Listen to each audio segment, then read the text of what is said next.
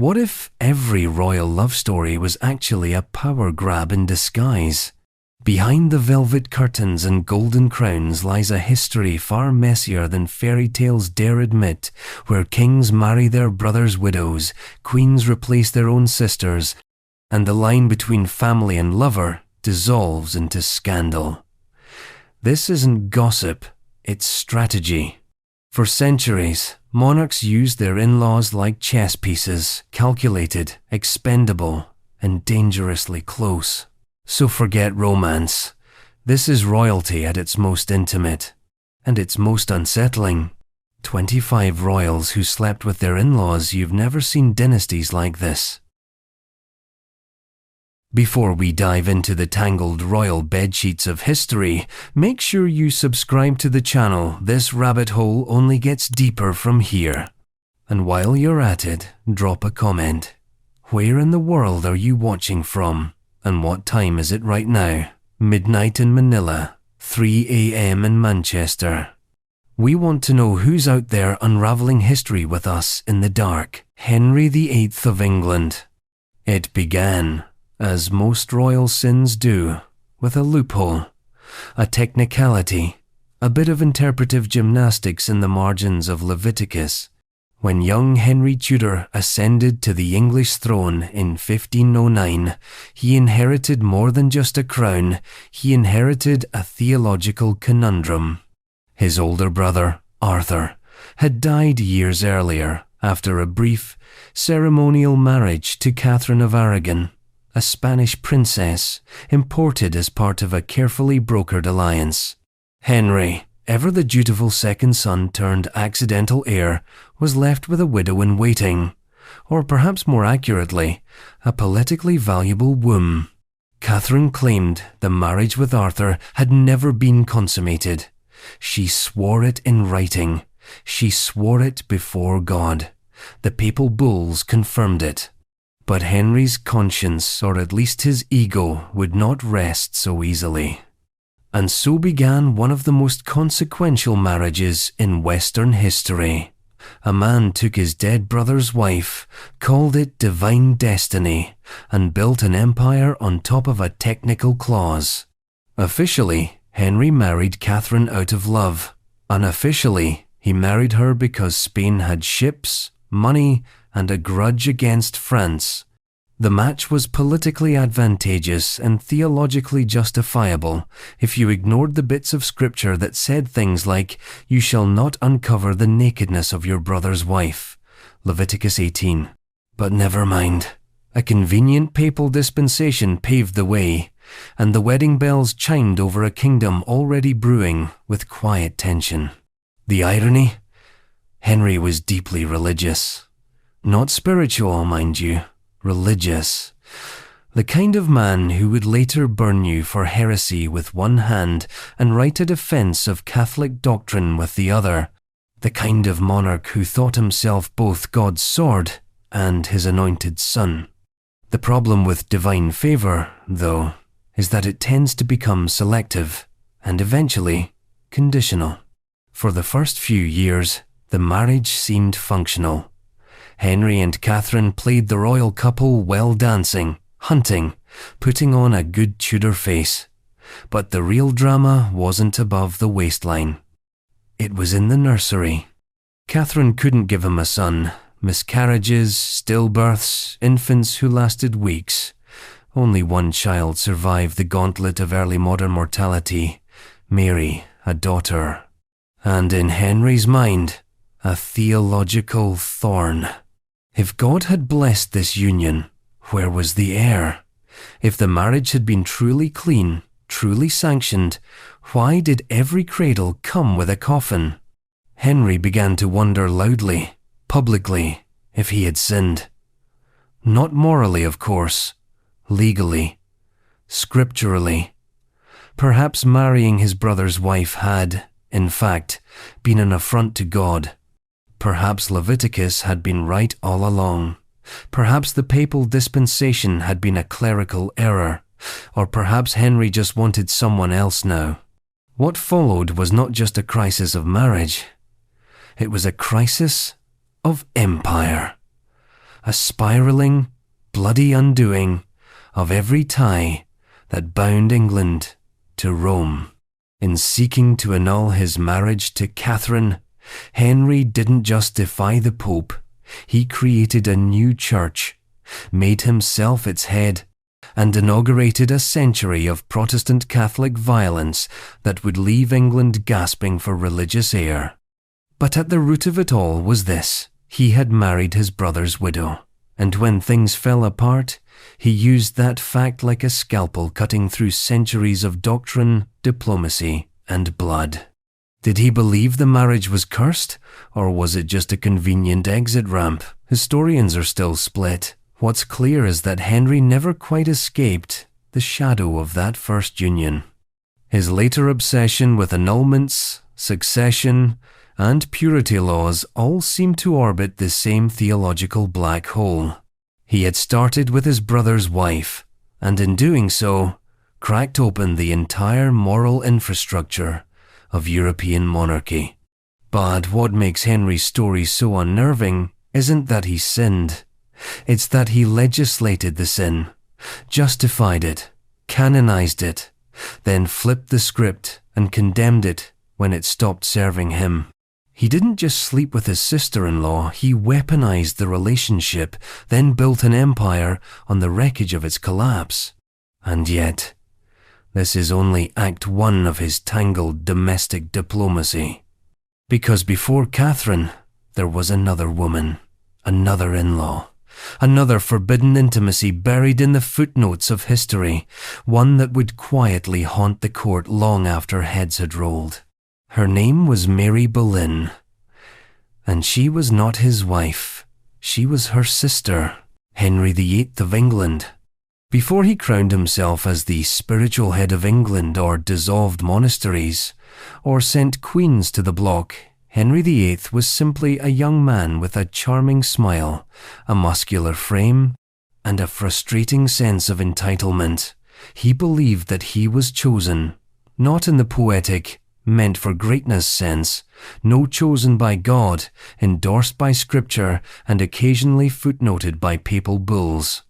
In this belief, he was not unique among kings, but he was unusually committed to making theology bend toward his personal life. And nothing bent harder than the Bible verse he famously twisted to marry his brother's widow, Leviticus 20:21. If a man shall take his brother's wife, it is an unclean thing. He hath uncovered his brother's nakedness. They shall be childless. The phrase haunted Henry, not because he believed in biblical literalism, but because it offered a loophole wrapped in moral drama. The union with Catherine of Aragon had produced no living son, therefore it must be cursed. Or better, unlawful, illegitimate, destined for annulment. Never mind that Catherine swore, time and again, that her marriage to Arthur had never been consummated. Henry knew better, or rather, needed to. Because theological guilt gave him what lust could not, an exit. At the center of this story is not just an aging queen and a king with a fragile ego. It's the concept of affinity, a moral and legal framework in canon law that equated in-laws with blood relatives. Marrying your brother's widow wasn't merely awkward, it was, in the eyes of many, incestuous. And while exceptions could be made, and were, often, the specter of uncovering a brother's nakedness lingered like smoke in a chapel. What makes this case especially ironic is how publicly it played out. The question of whether Henry had sinned by marrying Catherine was not just a dinner table debate, it was the foundation of England's Reformation. An entire kingdom was pulled apart by an argument that started with a dead brother's wedding night. To put it differently, Henry VIII didn't just sleep with his sister-in-law, he rearranged Europe because of it. Catherine, to her credit, never blinked. She held her ground in court, in exile, in correspondence. She maintained her title, her dignity, and her daughter's legitimacy until the very end. If Henry had hoped for a quiet exit, he chose the wrong queen. She outlasted his patience and his libido, and probably his conscience. But behind the drama of their marriage lies a deeper truth. For kings, in-law relationships were always a political tool first, a spiritual concern second, and a personal mess third. Henry's union with Catherine was never just about love or even duty. It was about control over succession, over papal authority, and over the perception that he had divine sanction for everything he did, even when it was morally ambiguous. Still, his story doesn't end with Catherine, because long before Anne Boleyn entered the scene, her sister had already been there. Mary Boleyn, the quiet shadow. She doesn't get the grand titles or the tragic sonnets. Her face isn't carved into memorial plaques or painted in symbolic oils. But she was there before the crowns, before the trials, before the break from Rome. Mary Boleyn was, by many accounts, Henry's first known mistress at court. And unlike Catherine, she was alive, unwed at the time, and crucially, the sister of his future queen. The affair with Mary is not as well documented as Henry's 6 marriages, but it left its fingerprints all over Tudor politics. Whispers in foreign embassies, recorded stipends, sudden marriages arranged to cover scandal. The evidence is circumstantial, but the consensus among historians is firm. Henry VIII likely had a romantic and physical relationship with Mary Boleyn years before Anne ever caught his eye. Which means that when he later pursued Anne, he wasn't just courting a lady-in-waiting, he was doubling down on the Boleyn family, wrapping himself in the same house that had already entertained his lust. And in canon law, that mattered. Because if you've known a woman, you're not supposed to marry her sister. Not under Catholic doctrine, not if you take affinity seriously. But Henry, of course, did not take affinity seriously, except when it suited him. He used it to annul Catherine. He ignored it to marry Anne. And in doing so, he revealed the entire system for what it truly was. A chessboard. Affinity, legitimacy, marriage. They were pieces to be moved. And Henry was playing both sides of the board. The twist? His relationship with Mary Boleyn may have permanently complicated his later union with Anne. The Pope, when petitioned for yet another marriage dispensation, balked. How many Boleyn sisters could one king marry? And if he had already been intimate with one, how could he marry the other without violating scripture once again? But by then, Henry was done asking permission. He had broken the church, named himself supreme head, and rewritten the rules of spiritual order in England.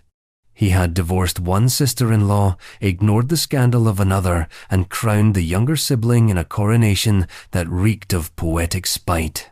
Anne Boleyn, once the bold mistress, was now the queen. And Mary, shoved into the footnotes, useful, embarrassing, and entirely inconvenient. The Boleyn affair would echo through every marriage that followed, every annulment, every accusation, every whispered curse in the court hallways. Henry had tasted blood in the water, and from that moment on, affinity was no longer a moral boundary. It was a bureaucratic speed bump. But while Henry mastered the art of justifying his in-law entanglements, others weren't so careful. In France, another monarch faced a scandal that was less theological and more whispered. He didn't marry his in-law, he simply shared too many late-night conversations with her in Versailles Gardens. They called him the Sun King, and her simply Madame. And if you're still here after that little Tudor family entanglement, you're exactly our kind of viewer. Go ahead and subscribe if you haven't already. We've got 23 more royal complications to untangle. And while you're watching, tell us in the comments, where are you tuning in from and what time is it over there? Are you in a sunny cafe or deep in a late night scroll? We want to know who's keeping the crown company in the shadows. Louis XIV of France. It was, as ever, a matter of optics. Versailles was a hall of mirrors in more ways than one. Beneath the chandeliers and sculpted ceilings, truth refracted through gold leaf and gossip. Here, love affairs were not hidden, they were choreographed. But even in a palace built to stage managed scandal, some relationships stretched the limits of plausible deniability. Louis XIV, the Sun King, was not exactly a man known for restraint. He was France's living deity, dancing at dawn in court ballets, sermonizing through architecture, and waging wars that doubled as theatre. Everything about him glowed: his clothes, his court, his myth. But sometimes, even the brightest light casts a long shadow. And in that shadow stood Henrietta of England. Known at Versailles as Madame, she was the sister of Charles II of England, and more crucially, the wife of Louis's brother, Philippe I, Duke of Orleans. A marriage of diplomacy, certainly, but not one of warmth. Henrietta was charming, intelligent, and visibly miserable. Philippe was flamboyant, openly hostile, and frequently surrounded by his favourites' male courtiers who competed for his affection with theatrical flair and the occasional duel. Theirs was a marriage of spectacle and bitterness, and Louis, ever the central star, couldn't help but gravitate toward the glow of his sister-in-law's discontent. What began as courtly familiarity, walks in the gardens, conversations in the salons matured very quickly into something else. The courtiers whispered and the court poets implied, and though France never saw an official declaration of their relationship, the intimacy between Louis and Madame pulsed beneath every fan flutter and masked ball. They were always together, always talking, always not quite pretending. The danger of an affair like this wasn't just the optics, it was the implications. Sleeping with a noblewoman, common. Taking a mistress, expected. But taking up with your brother's wife, that was something else.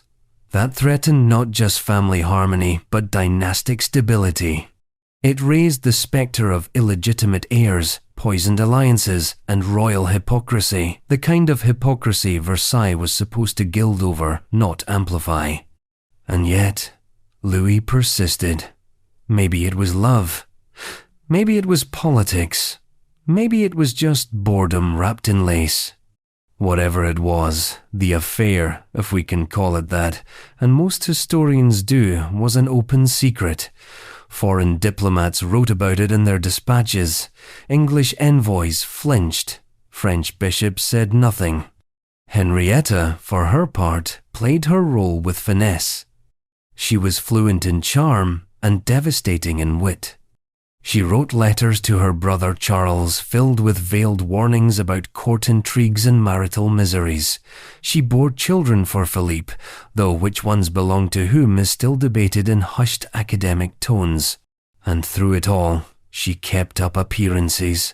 Her eyes always just a bit too bright at court functions, her smile a little too practiced. The turning point came in 1670.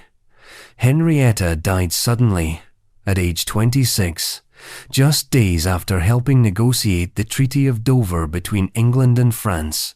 Officially, it was said to be from peritonitis caused by drinking cold water after exercise. Unofficially, it was said to be poison. And behind the rumours was a web of possible suspects: jealous courtiers, political rivals, or perhaps a royal family cleaning up an inconvenient narrative. Louis, by all accounts, was devastated. His grief was performative, of course it was, but it also seemed real. Versailles paused, the mirrors dulled. In the years that followed, the relationship between Louis and his brother never quite recovered. Philippe continued to play the part of the extravagant, sidelined duke, retreating further into scandal and sulk. And Louis? He moved on, as kings do. Other mistresses came and went, some grand, some tragic, all carefully framed within the parameters of acceptable infidelity. None, however, carried quite the same charged taboo as Henrietta.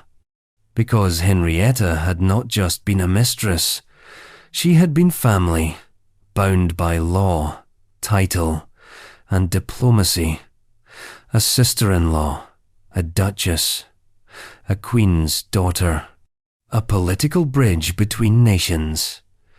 And yet, in the soft filtered light of Versailles, she was reduced to an asterisk. Another woman loved too publicly and mourned too neatly. The episode leaves a faint perfume of contradiction. Louis XIV, the king who micromanaged everything from war councils to curtain tassels, couldn't or wouldn't stop this particular proximity.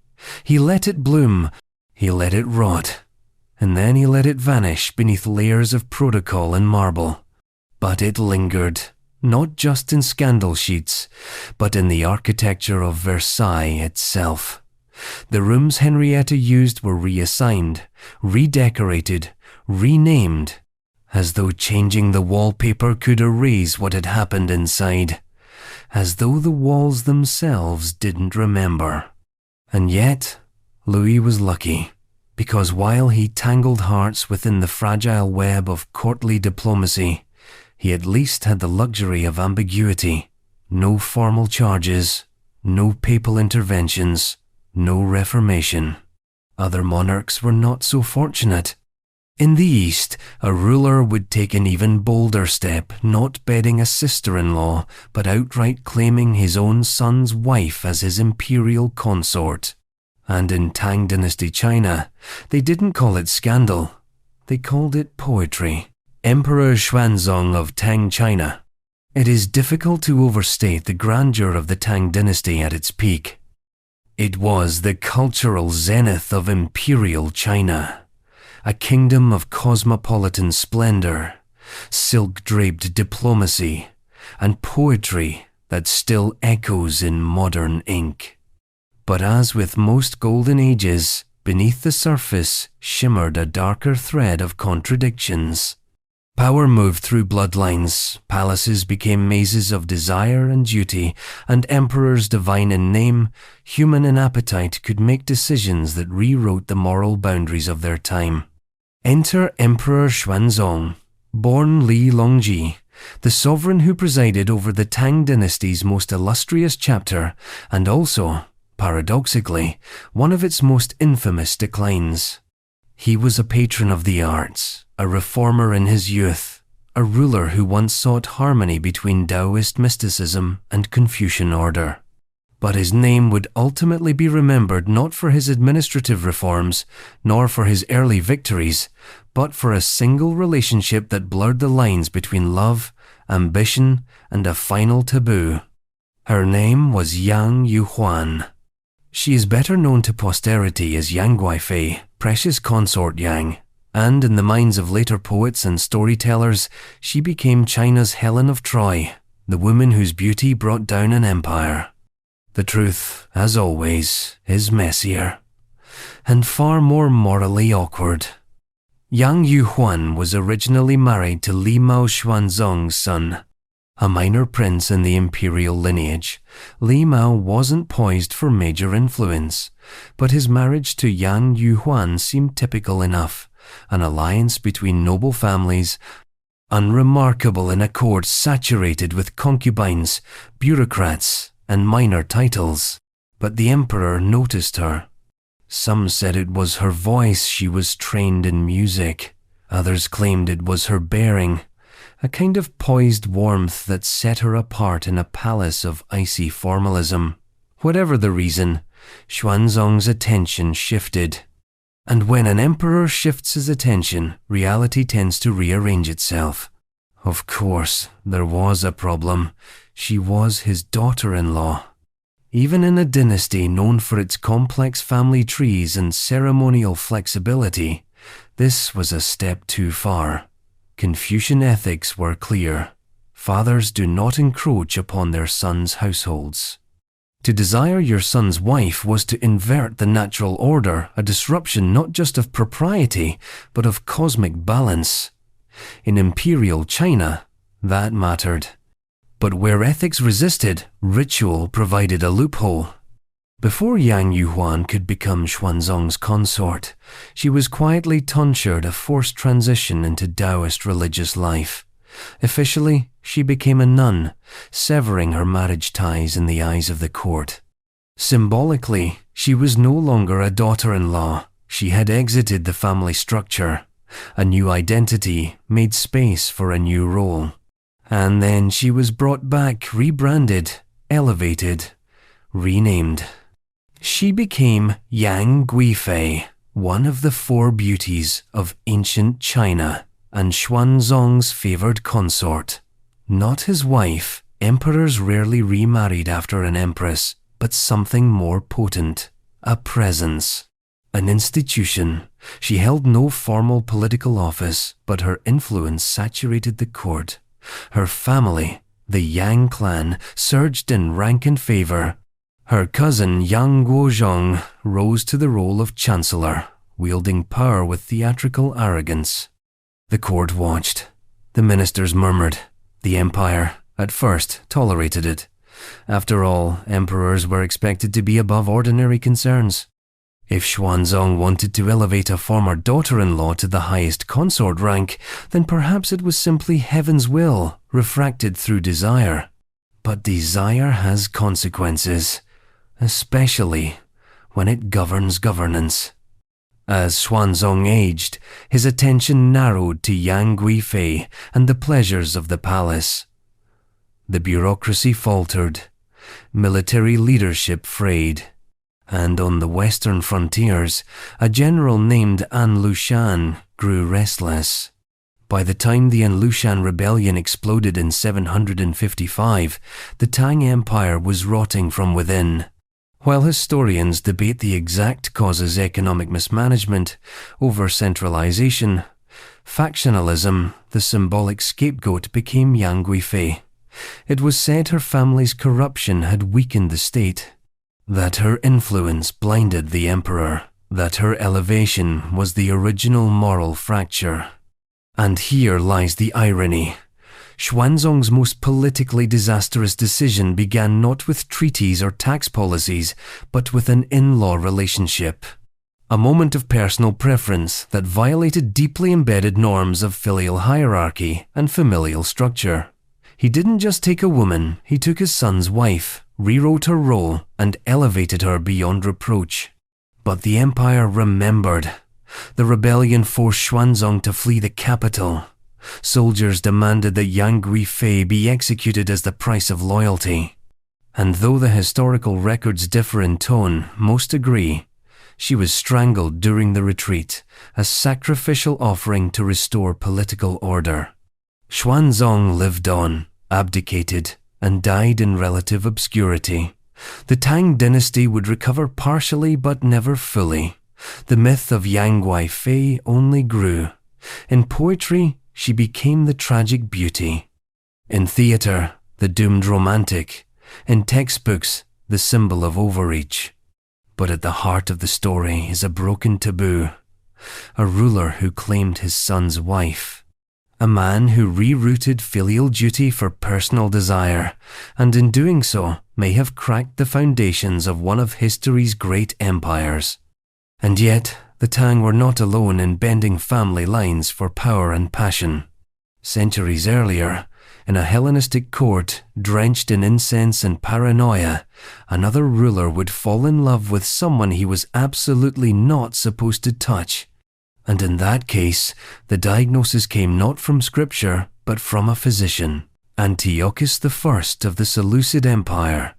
In the sun-baked libraries of ancient Syria and Anatolia, historians recorded a tale that sounded more like a fable than fact, a royal scandal so emotionally dramatic, so symbolically fraught, that it slipped quietly from history into legend. And yet, it happened.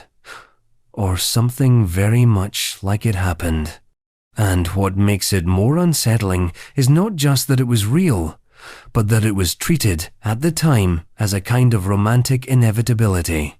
Antiochus the First Soter, the heir of Seleucus the First Nicator, was not born into a quiet family. The Seleucid dynasty was one of the many post-Alexandrian kingdoms carved from the corpse of an empire, its borders constantly shifting, its throne secured not by divine right but by military pragmatism. Seleucus. I was a survivor among cutthroats, an ex-bodyguard turned general turned king, holding together a kingdom that spanned from Asia Minor to the edges of India. He ruled with a sword in one hand and a diplomatic marriage certificate in the other. One of those marriages was to Stratonice of Syria, an influential royal woman, the daughter of Demetrius I of Macedon, and a useful alliance in the fluid world of Hellenistic power. Seleucus married her as part of a political chess move, consolidating ties with rival families and producing heirs to stabilize his hold. So far, so expected. Then came the illness. Antiochus, the crown prince, grew pale. He stopped eating. His strength faded. His mood collapsed. The doctors were summoned. Incantations were performed. No one knew what afflicted him. Some mysterious ailment that seemed to worsen each time he saw his father or entered the court. He was, by all accounts, dying. Enter Erasistratus, a Greek physician, known more for his anatomical studies than his courtly instincts. He observed Antiochus with a clinician's detachment, and what he noticed was not a virus, or a fever, or a curse. It was pulse. Elevated when a certain woman entered the room, shaky hands, flushed cheeks.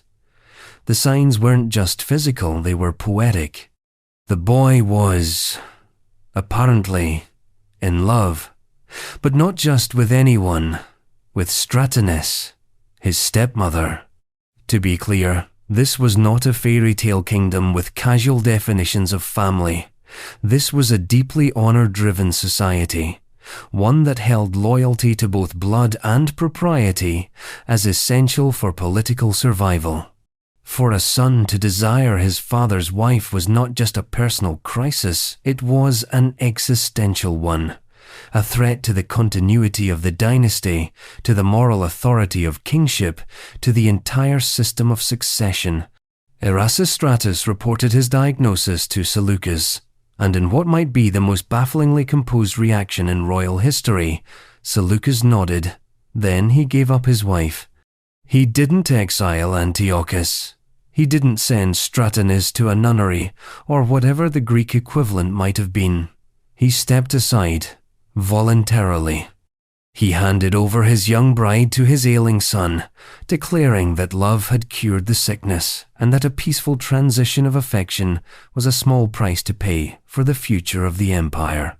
This was not normal, not in any culture. Even in the context of Hellenistic realpolitik, where incest wasn't entirely taboo, where royal women were often pawns in political games, and where step relations were not necessarily protected by law, the move was radical. Seleucus's decision has been described by later historians as noble, paternal, even wise, but it also sets a disturbing precedent. If a king's wife can become a prince's bride, what happens to the concept of familial stability? If passion can overrule hierarchy, how long before a crown becomes just a piece of well-polished theatre? Of course, it's worth questioning how much of the story was real. Ancient sources, especially those relayed through Roman writers centuries later, tend to blur the line between biography and parable. Antiochus and Stratonice became symbols, the star-crossed lovers whose romance, endorsed by a king, proved that even dynasties could be reshaped by desire, or, depending on your perspective, corrupted by it. Antiochus went on to rule the Seleucid Empire after his father's death. His reign was mixed military campaigns against Galatian tribes, internal revolts, varying degrees of administrative stability. but the shadow of his marriage never quite left him. He was known as Soter, the savior, perhaps because he had once been saved by love, or perhaps because his father had saved the empire by stepping back. What makes the whole episode even more unsettling is how seamlessly it was integrated into court legend. No dramatic punishments, no divine retribution, no violent fallout. Just a smooth handoff. A symbolic shrug. In the modern retellings of ancient royal scandals, the Antiochus Stratonice story is often used as a kind of romantic anomaly. But what it really reveals is a deeper, more unnerving truth about dynastic politics. That family is not always a fixed structure. Sometimes it bends. Sometimes it contorts. Sometimes it gets passed down like a title. And the idea of marrying your father's wife, a concept that should on paper elicit horror, was instead rebranded as filial piety. Antiochus didn't steal Stratonice. He healed by loving her. Seleucus didn't lose a wife, he proved his virtue. Everyone wins until you look too closely. But if Antiochus's transgression was rationalized through love, the next royal on our list didn't bother with such romantic gloss. He simply did what he wanted and let the prophets deal with the consequences. He took his brother's wife, and the fallout would echo from Jerusalem to the banks of the Jordan. Herod Antipas. In the political world of first century Judea, there were no clean lines, only shifting alliances, bloodline betrayals, and marriages that looked suspiciously like power grabs. The Herodian dynasty was not so much a family as it was a web of overlapping ambitions held together by Roman approval and thinly veiled religious posturing. And Herod Antipas, one of Herod the Great's surviving sons, knew exactly how to play that game. He was never meant to rule the whole of Judea. After Herod the Great's death, Rome sliced the kingdom like a loaf of bread, handing different pieces to different sons. Antipas got Galilee and Perea, a politically volatile region with just enough prestige to feed an ego, but not enough to challenge Caesar. So he ruled as a tetrarch, not a king. A detail that would haunt him. He wanted the crown. He wanted legitimacy. But more than that, he wanted his brother's wife. Herodias was already married when Antipas met her. Married, inconveniently, to his half-brother Herod Philip. And not the obscure cousin kind of half-brother. This was a direct sibling from the Herodian mainline, son of the same father, product of the same dynasty-building machine. Herodias and Philip had a daughter Salome, and by all accounts, a politically safe union. Until Antipas intervened. What happened next wasn't framed as a scandal, it was framed as an arrangement. Antipas divorced his first wife, the daughter of a Nabatean king, a useful ally, and more on that later, and married Herodias. A marriage by Roman law? Maybe. By Jewish law? Absolutely not. She was his brother's wife. And Leviticus didn't stutter on that point. From the outside, it looked like yet another strategic alliance, two royal figures consolidating power, realigning inheritance rights, reshuffling court loyalties. But at the core of it was a violation, not of civil code, but of moral narrative. Antipas had married his sister-in-law. And in Judea, where Rome ruled the land but Scripture ruled the soul, that was more than just improper. It was prophetic kindling. Enter John the Baptist. He wasn't a noble. He wasn't even part of the formal priesthood. He was a wild-haired man in the desert, calling for repentance, wading through the Jordan, and doing the one thing that always gets you in trouble in a theocratic monarchy, telling the truth too loudly. John denounced the marriage publicly. "It is not lawful for you to have your brother's wife." He said it plainly, repeatedly, and people listened. Because unlike Antipas, who needed Roman favor to maintain his rule, John didn't need anything. He had nothing to lose, which made him dangerous. Antipas, predictably, had him arrested. There was no trial, no dramatic theological debate, just a pragmatic silencing. Keep the preacher in prison and hope the crowds forget. Herodias, for her part, wanted more than silence. She wanted a final solution. Antipas wavered. He respected John, or perhaps feared him, but he also feared his new wife more. According to the Gospels, and again, we are walking a line here between religious text and political history. Herodias eventually got her wish. The method is debated, the motivations are muddled, but the core remains. John died in captivity, and Herod Antipas became the man who killed the voice crying in the wilderness, all for the sake of keeping his in-law marriage intact. The political cost was subtle at first. Antipas continued to rule, hosted Roman dignitaries, expanded his cities. He even founded Tiberias on the Sea of Galilee, naming it in honor of Emperor Tiberius, as a kind of golden apple to curry favor with the powers in Rome. But remember that Nabatean princess he divorced to marry Herodias? Her name was Phasaelis, and her father was King Aretas IV, an Arabian ruler with enough military clout to make things uncomfortable when he felt insulted. Divorce, in this context, wasn't just a domestic squabble, it was a geopolitical provocation. And, when the time came, Aretas invaded. Antipas, stripped of alliances, lost the battle. Badly. And Rome, ever pragmatic, began to see him as more liability than leader. He would later be summoned to face Emperor Caligula under charges of treason and conspiracy. The crown he'd always wanted was denied him. He was exiled to Gaul, far from the desert palaces and political theatre of Judea. Herodias went with him, and thus the scandal ends not in flames, but in quiet erasure. The man who'd upended dynastic norms, provoked prophets, and tried to climb the royal ladder by marrying into it, faded into historical obscurity. No royal line followed him. No monuments bear his name.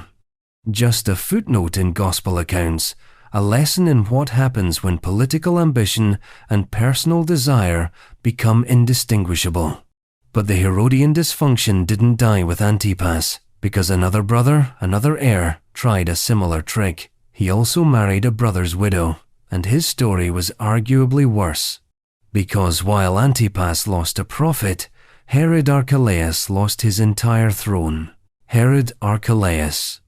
If Herod Antipas was the brother who overreached and got exiled, Herod Archelaus was the one who underdelivered and got removed. As sons of Herod the Great, both men inherited fragments of a dynasty built on ruthless ambition, Roman patronage, and a willingness to bend religious law like a reed in the desert wind. But where Antipas tried to inflate his power by marrying his brother's wife, Archelaus made a similar move with a different flavor. He married his brother's widow. And in the tangle of Herodian politics, that wasn't just a scandal. It was a structural failure. To begin with, Herod Archelaus wasn't supposed to be the chosen one. His father, Herod the Great, had named and disinherited so many heirs over his chaotic life that the final version of his will read more like a corporate restructuring plan than a royal succession. Archelaus was ultimately awarded Judea, Samaria, and Idumea. A sizable chunk of his father's fractured kingdom, but not the title of king. He was designated as ethnarch, a word that sounded impressive but basically meant local manager, subject to Roman approval. And from day one, he struggled to hold the center. His reign, which lasted from 4 BCE to 6 CE, began with riots, complaints, and a formal petition to Caesar Augustus begging him to reconsider the appointment. The people of Judea didn't want Archelaus. They didn't trust him, and when he responded to unrest with mass executions at Passover, killing thousands in a city overflowing with pilgrims, he confirmed their worst fears. But underneath the brutality, there was another layer of instability. Family. Herod the Great's household had been a revolving door of wives, sons, and political marriages, and within that rotating cast, one name looms large: Alexander. A son of Herod the Great and the Hasmonean princess Mariamne, Alexander was once considered a likely heir. He was popular, well connected through his mother's lineage, and, in the end, executed by his own father on charges of treason. After Alexander's death, his widow Glaphyra, a Cappadocian princess, returned to her homeland. She was a politically valuable woman, well versed in royal life, and no stranger to the fine print of dynastic marriages. For a while, she remained out of Judean politics, and then, inexplicably, she returned and married Herod Archelaus. In other words, Archelaus married his executed brother's widow. This wasn't just awkward, it was illegal by the standards of Jewish law. Levitical texts prohibited a man from marrying his brother's wife unless the brother had died childless, in which case levirate marriage was required to continue the family line. But Alexander had children. The condition didn't apply. Archelaus therefore had no lawful or moral claim to Glaphyra, and worse, he knew it. So why do it? Historians suggest a mix of motivations. Glaphyra was politically valuable. Marrying her might have solidified Archelaus's position, especially among factions nostalgic for the Hasmonean dynasty. She also may have returned to Judea at the behest of Rome, or as part of a broader power play among Herod's surviving sons and their Roman handlers. And there is always the more human explanation: desire wrapped in ambition, the allure of reclaiming what belonged to a more favored brother. But the move backfired. The union was not celebrated. It was condemned. It didn't bring stability, it stoked further resentment. The people, already alienated by Archelaus's heavy-handed rule and erratic decisions, now had theological ammunition to add to their political grievances. He wasn't just a bad ethnarch, he was a transgressor, a breaker of divine law. And Rome noticed. By 6 CE, just a decade into his reign, Archelaus had amassed enough complaints that Caesar Augustus did what emperors usually avoid doing with client kings. He intervened. Archelaus was summoned to Rome, stripped of his position, and exiled to Gaul, far from the lands he failed to govern. Judea was downgraded from a semi-autonomous region to a Roman province, placed under the direct rule of imperial prefects. One of those prefects, years later, would be named Pontius Pilate. Thus ended the Herodian experiment in Judea. The line had fractured. The thrones were gone. And Archelaus, whose greatest political decision involved marrying a woman he had no right to, became a footnote to a failed dynasty. As for Glaphyra, her story vanishes into the mists of ancient record. Some sources claim she died shortly after marrying Archelaus, perhaps before the scandal could fully blossom. Others suggest she returned to Cappadocia, her name once again relegated to the margins of royal memory. But the implications linger. What does it mean when a brother claims his sibling's widow not for duty, but for convenience? What happens when the boundaries of kinship become tools in political survival, stretched until they lose all shape? Archelaus believed that power could excuse proximity, that political marriage could mask religious taboo, that if Rome approved, the people would tolerate. But what he learned, too late, is that even in the most cynical dynasties, the law of affinity can still bite.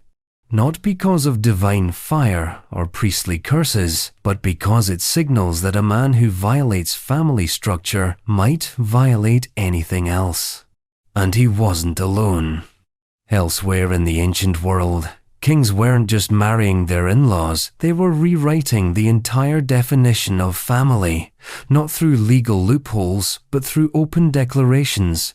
Even, in one royal case, by marrying a woman who had already been both his sister-in-law and his sister, Ptolemy II, Philadelphus. In most families, marrying your sister-in-law raises eyebrows. In the Ptolemaic dynasty, it raised statues. Ptolemy II, Philadelphus, the sibling-loving king of Hellenistic Egypt, did not merely bend the norms of dynastic marriage.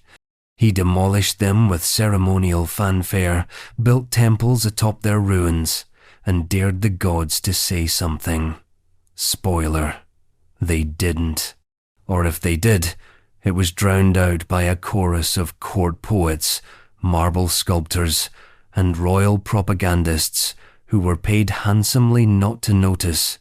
Ptolemy II inherited a kingdom founded by one of Alexander the Great's most capable generals, Ptolemy I Soter, who had declared himself pharaoh after Alexander's death and carved out Egypt as his prize. By the time young Philadelphus took the throne in the early 3rd century BCE, the Ptolemaic dynasty was already known for its peculiar blend of Macedonian ambition and Egyptian divine kingship. But Ptolemy II would make that fusion fully operatic. To understand his most infamous marriage, we need to meet the woman at its center, Arsinoe II. She was his full sister, born of the same parents, and already a seasoned political survivor by the time their paths dramatically recrossed. Arsinoe had previously been married off to another powerful Hellenistic ruler, Lysimachus of Thrace. That marriage ended in typical ancient fashion with intrigue, war, and murder. After his death, she attempted to secure power for her sons in Macedon, briefly married her half-brother Ptolemy Keraunos, and then, wisely, fled after he had her children killed, as one does. By the time she returned to Egypt, she was a widowed queen, a dynastic chess piece, and the sister of a king who had both political problems and emotional voids to fill. So when Ptolemy II married Arsinoe II, it was many things at once: a political alliance, a spiritual gesture, a dynastic insurance policy, and of course, a scandal. Not because she was just his sister. That was already eyebrow-raising enough. But because before she was his sister-wife, she had been married to his half-brother. In other words, she was also his sister-in-law. In the tangled logic of Hellenistic royalty, this made perfect strategic sense. Dynasties were built on consolidation. The tighter the bloodline, the firmer the claim. Incest, especially among ruling families, was not considered a sin, it was considered an asset. The gods of Egypt had married their siblings for millennia. Isis and Osiris were role models. If divinity required inbreeding, then so be it. And so, Ptolemy did what few kings had the audacity to do. He married Arsinoe and declared it divine. Not in secret, not with hesitation. The marriage was public, theatrical, state-sanctioned. Coins were minted with their conjoined profiles. Statues of the royal couple were placed in temples. Hymns were written. The name Philadelphus was applied not as a slur, but as a badge of honor. Brother-loving, sibling-loving, Philadelphus. But here's the twist. The marriage also retroactively sanctified Arsinoe's previous status as sister-in-law. That relationship, already politically complex due to her union with Ptolemy Keraunos, was now absorbed and rewritten as part of a new dynastic myth. By elevating her to sister-wife, Ptolemy II didn't just legitimize their present connection, he erased her former ones. She was no longer the widow of a rival prince. She was the embodiment of dynastic purity, the female half of a sacred double. Of course, this came at a cost. The marriage between Ptolemy and Arsinoe scandalized the broader Hellenistic world. While Egyptian custom allowed, even encouraged, sibling unions among deities and kings. The Greek-speaking elite, especially those outside Egypt, found it deeply unnatural. Sibling marriage was not just frowned upon in most of the Hellenic world, it was considered a violation of natural order. But Ptolemy didn't care, or more accurately, he stopped pretending to. He understood something many rulers came to learn, that scandal, when performed with enough confidence and backed by enough gold leaf, stops being scandal and starts becoming theology. The real power of the Ptolemaic marriage model wasn't just in its shock value, it was in how completely it absorbed contradiction. Ptolemy and Arsinoe weren't merely violating the norms of Greek society, they were replacing them with something else, something shinier, something divine. The line between in-law and sibling disappeared not because anyone explained it away, but because no one was allowed to mention it at all. In later generations, the Ptolemies would take this model and run with it. Sister wives became the norm. A final boundaries, those invisible moral lines that separate your brother's wife from your own, were discarded like old furniture. The dynasty became a self-looping chain of in-laws turned spouses, cousins turned consorts. Bloodlines so knotted that historians often need charts just to keep track of who's related to whom and how many times. And at the very center of that tangled family tree stands Ptolemy II and Arsinoe II, the couple that made in-law marriage not just acceptable, but sacred. Yet, even in this over-the-top royal pantomime, they were not the only rulers to marry into the same family twice. Far from it. In another part of the world, a Khmer king would also bind himself to a pair of sisters, first by love, then by strategy. And in doing so, he'd demonstrate that sometimes the best way to rule a kingdom is to marry both ends of the same family line. Jayavarman VII. In the stone heart of Southeast Asia, deep within the forests of what is now Cambodia, the Khmer Empire rose like a myth made visible. Towering temples pierced the jungle canopy. Roads fanned out in geometric perfection. Reservoirs so vast they mimicked lakes shimmered with engineering ambition. This was the world Jayavarman VII inherited, a kingdom scarred by war, swollen with divine expectation, and balanced uneasily between Hindu cosmology and royal pragmatism. And when he ascended the throne in the late 12th century, Jayavarman VII did what powerful kings so often do. He ruled by marrying wisely, but not just once. He married two sisters. Their names, Jayaraja Devi and Indra Devi, may not ring out across world history like Cleopatra or Catherine of Aragon, but in the context of Khmer political theology, they were dynastic linchpins. Jayaraja Devi was the first wife, a learned and devout woman, likely from a noble or possibly royal bloodline. She was more than a consort, she was a cultural collaborator, a religious benefactor, a visible presence in the public religious life of the empire. Together, she and Jayavarman shaped a court steeped in Mahayana Buddhism, a shift from the earlier Shaivite Hindu traditions that had defined Khmer royalty. The move wasn't merely spiritual, it was political. Buddhism offered a softer face of kingship, a more accessible model of leadership centered on compassion rather than divine wrath, and Jayavarman needed that image. His early reign was forged in fire rebellions, the reconquest of Angkor, and the need to unify a deeply fractured realm. But then Jayaraja Devi died, or perhaps retreated into religious life. The sources are hazy, as they often are when written on crumbling stone, but what's clear is this: Jayavarman did not remarry into another clan. He didn't look for a fresh alliance, a foreign queen, or a rival faction to placate. He married Indra Devi, his first wife's sister. It was not an uncommon practice in dynastic terms.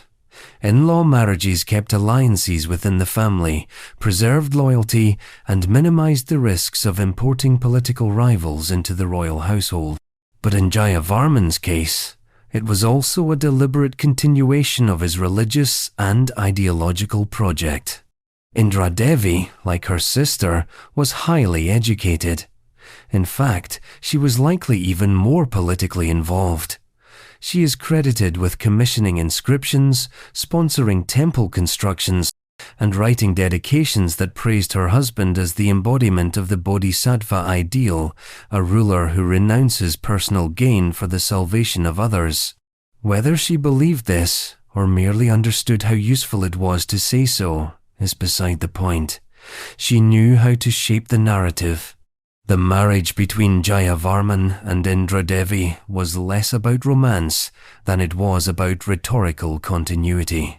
By marrying his sister-in-law, Jayavarman not only preserved the ideological momentum begun with Jayarajadevi, he amplified it. The union provided stability in a court still healing from decades of warfare. It cemented the legitimacy of his Buddhist turn, allowing the royal family to appear as a seamless unit devoted to the Dharma. And it sent a message. The king does not look elsewhere. He finds everything. He needs wisdom, lineage, legitimacy within the same house. Literally. There's something eerily efficient about it. No new dowries, no external family trees to manage, no disruption of courtly factions. Just one dynasty folding inward, preserving its power through repetition. But even this seemingly harmonious arrangement isn't free of moral tension. In-law relationships, in almost every religious and cultural tradition, carry a residual aura of boundaries. A wife's sister may not be your sister, but she is still someone you are not supposed to view as a replacement. The grief-to-marriage pipeline is often softened by ritual, but never fully purified. It asks the court to accept that affection and duty are transferable commodities, that you can love the family, if not the individual. In this way, Jayavarman's decision echoes countless other royal maneuvers across the globe. The use of marriage not as a personal vow, but as a tool of continuity. The second sister stands in for the first. The lineage flows uninterrupted. The temples rise, the inscriptions sing, and no one asks too many questions. And yet, the Khmer model had its own unique twist. These weren't passive queens or shadowy figures behind veils. Jayarajadevi and Indradevi were intellectually active, publicly visible, and central to the court's self-image. They weren't just wives, they were theological co-authors. Their sisterhood wasn't a footnote, it was a cornerstone. Which leads us to wonder, was this about affection or branding? Did Jayavarman genuinely see in Indradevi a continuation of his bond with her sister? Or did he see a convenient substitute, a mirror with the same frame? The stone inscriptions don't say. But their silence is its own kind of answer. Because what matters in dynastic memory is not who loved whom, but who ruled, who built, and who was written into eternity alongside the king. And Jayavarman wasn't the only ruler to take sisters into his bed and his crown. Far to the west, another monarch equally divine, in theory equally calculating in practice, would take not just one sister-in-law, but a collection. A royal household composed of siblings, overlapping titles, and a family tree that curled in on itself like a lotus vine. In Siam, the throne didn't just tolerate in-law unions, it institutionalized them. King Chulalongkorn of Siam.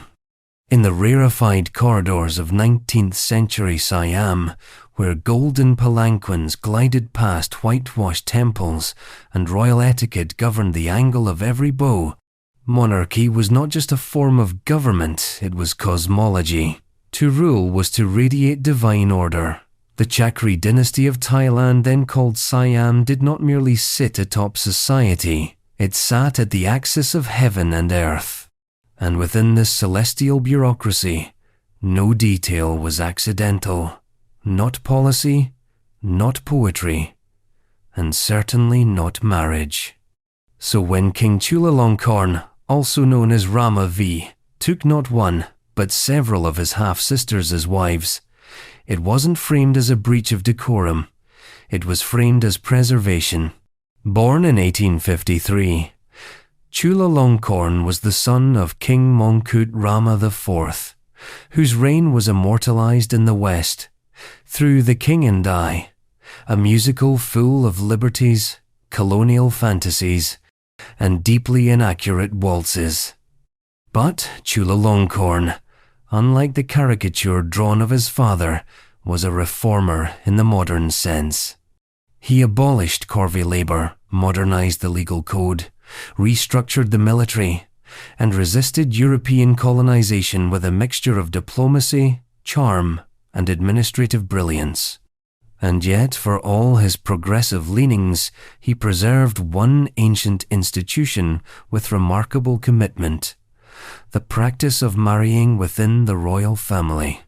His queen consorts included not just noblewomen of high birth, but several of his own half-sisters, women who were also the daughters of King Mongkut, but by different mothers. Among them were Queen Savang Vadana and Queen Sauvaba Fongsri. These weren't distant cousins or symbolic unions, they were living, breathing sister wives, and in the eyes of the court, they were ideal. Why? Because royal blood was not something to be diluted.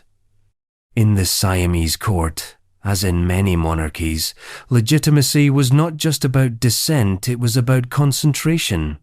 The Chakri dynasty, still relatively young by Asian dynastic standards, needed to reinforce its divine mandate. By marrying his half-sisters, Chulalongkorn kept the bloodline pure, the power contained, and the legitimacy unchallenged.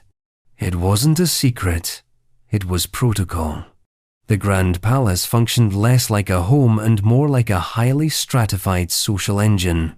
Dozens of consorts lived within its walls, organized by rank, lineage, and proximity to the king.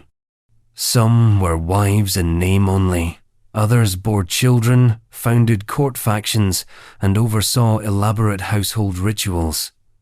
The role of queen was not simply romantic, it was institutional. A crown required a system, and the system required insiders. Marrying sisters-in-law, or more accurately, elevating sisters to the dual role of wife and in-law, was a way of ensuring that system never fractured.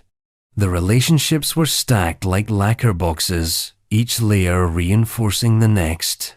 If your queen was also your sister, then your in-laws were your own blood. There could be no foreign influence, no rival clan pulling at the seams. But this familial loop created its own contradictions. Chulalongkorn's reign was marked by attempts to modernize Siam along European lines.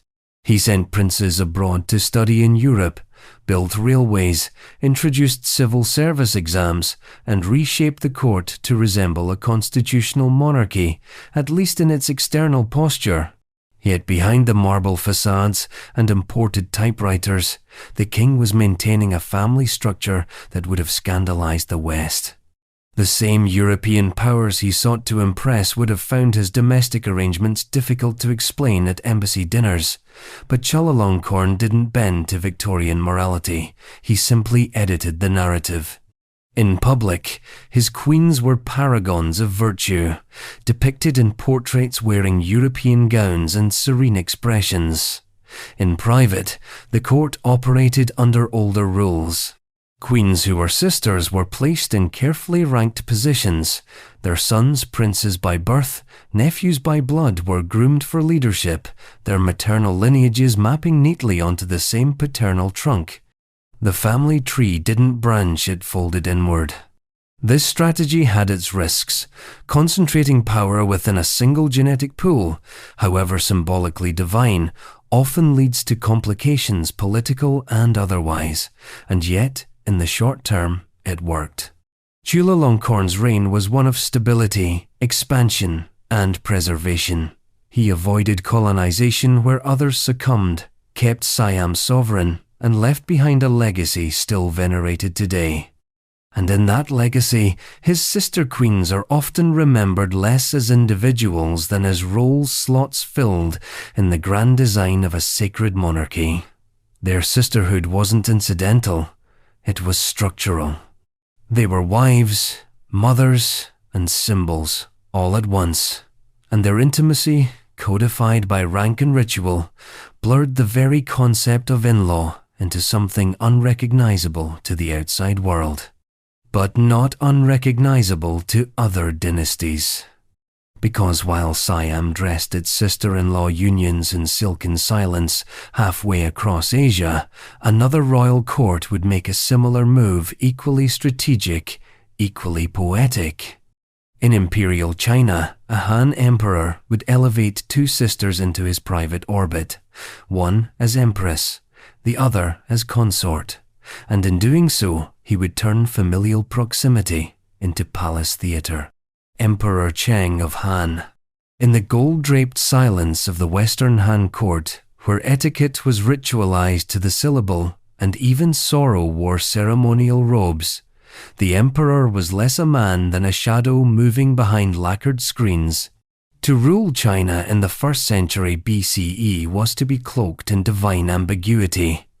One must weep on command, rage with moderation, and marry wisely, though never, it seems, without consequence. Emperor Cheng of Han was not an imposing figure. He reigned from 33 BCE to 7 BCE, a period marked less by triumph than by slow decay. His court was swollen with intrigue, his family line dangerously thin, and his reputation then and now decidedly unimpressive. He was a ruler burdened by infertility and drowned in ceremony. But his private decisions, like so many emperors before and after him, carried public consequences, especially when those decisions involved sisters. The tale of Emperor Cheng and the Zhao sisters Feiyan and Hede is one of those stories that reads like fiction but lies buried in the folds of historical record, passed down in stylized brushstrokes on bamboo slips and court annals. Together, the Zhao sisters would come to define his reign, one as empress, the other as imperial consort. One as the face of the dynasty, the other as the hand behind the veil. And both, technically, as sisters-in-law. Zhao Feiyan, the elder of the two, entered the palace not by bloodline, but by performance. She was a dancer renowned for grace, famous for a physique so delicate she was said to weigh little more than a swallow. Hence her name, Feiyan, flying swallow. Selected from among the entertainers to enter the imperial harem, she rose with improbable speed. Within a few years, she replaced the reigning empress and was installed as Empress Zhao, a commoner transformed into the empire's highest-ranking woman. Her younger sister, Zhao Hede, followed closely behind. Introduced into the palace shortly after her sister's elevation, she too became a favored consort of the emperor. Together, the Zhao sisters commanded not just affection, but influence, controlling access to the emperor, whispering into the ears of ministers, and orchestrating court rivalries with an elegance that belied their humble origins. Their dual presence in the palace was an open secret, while officially, only Feiyan wore the empress's jade pendant. Hede's favor with the emperor rivaled and at times surpassed her sister's. Court records, filled with veiled language and metaphoric turns, hint at a balance of power that was both shared and contested. The sisters moved as a unit, yet each carved her own path. They were rivals, allies, and political actors sometimes all at once. To marry one woman and then elevate her sister to near equal status was not simply a personal indulgence. In Confucian terms, it was a disruption of hierarchy. The imperial court was supposed to reflect cosmic order, heaven above, earth below, ruler and ruled, husband and wife. But here were two sisters, both occupying the inner chambers of the Son of Heaven, both blurring the line between empress and consort, family and state. And yet, it wasn't without precedent. Imperial China had long tolerated, if not openly endorsed, strategic marriages within families. Affinal relationships, especially those involving sisters, were occasionally encouraged to maintain harmony within the harem. If a ruler loved one woman, bringing in her sister was seen as a way to preserve loyalty, reduce factionalism, and stabilize the domestic sphere. In theory. In practice, it rarely worked out that cleanly. The Zhao sisters accumulated enemies. High-born families resented their commoner roots. Scholars criticized their grip on the emperor. And the one problem they could not solve, the emperor's failure to produce a legitimate heir, became the stone around their necks. Whispered accusations of sorcery, seduction, and worse began to circulate.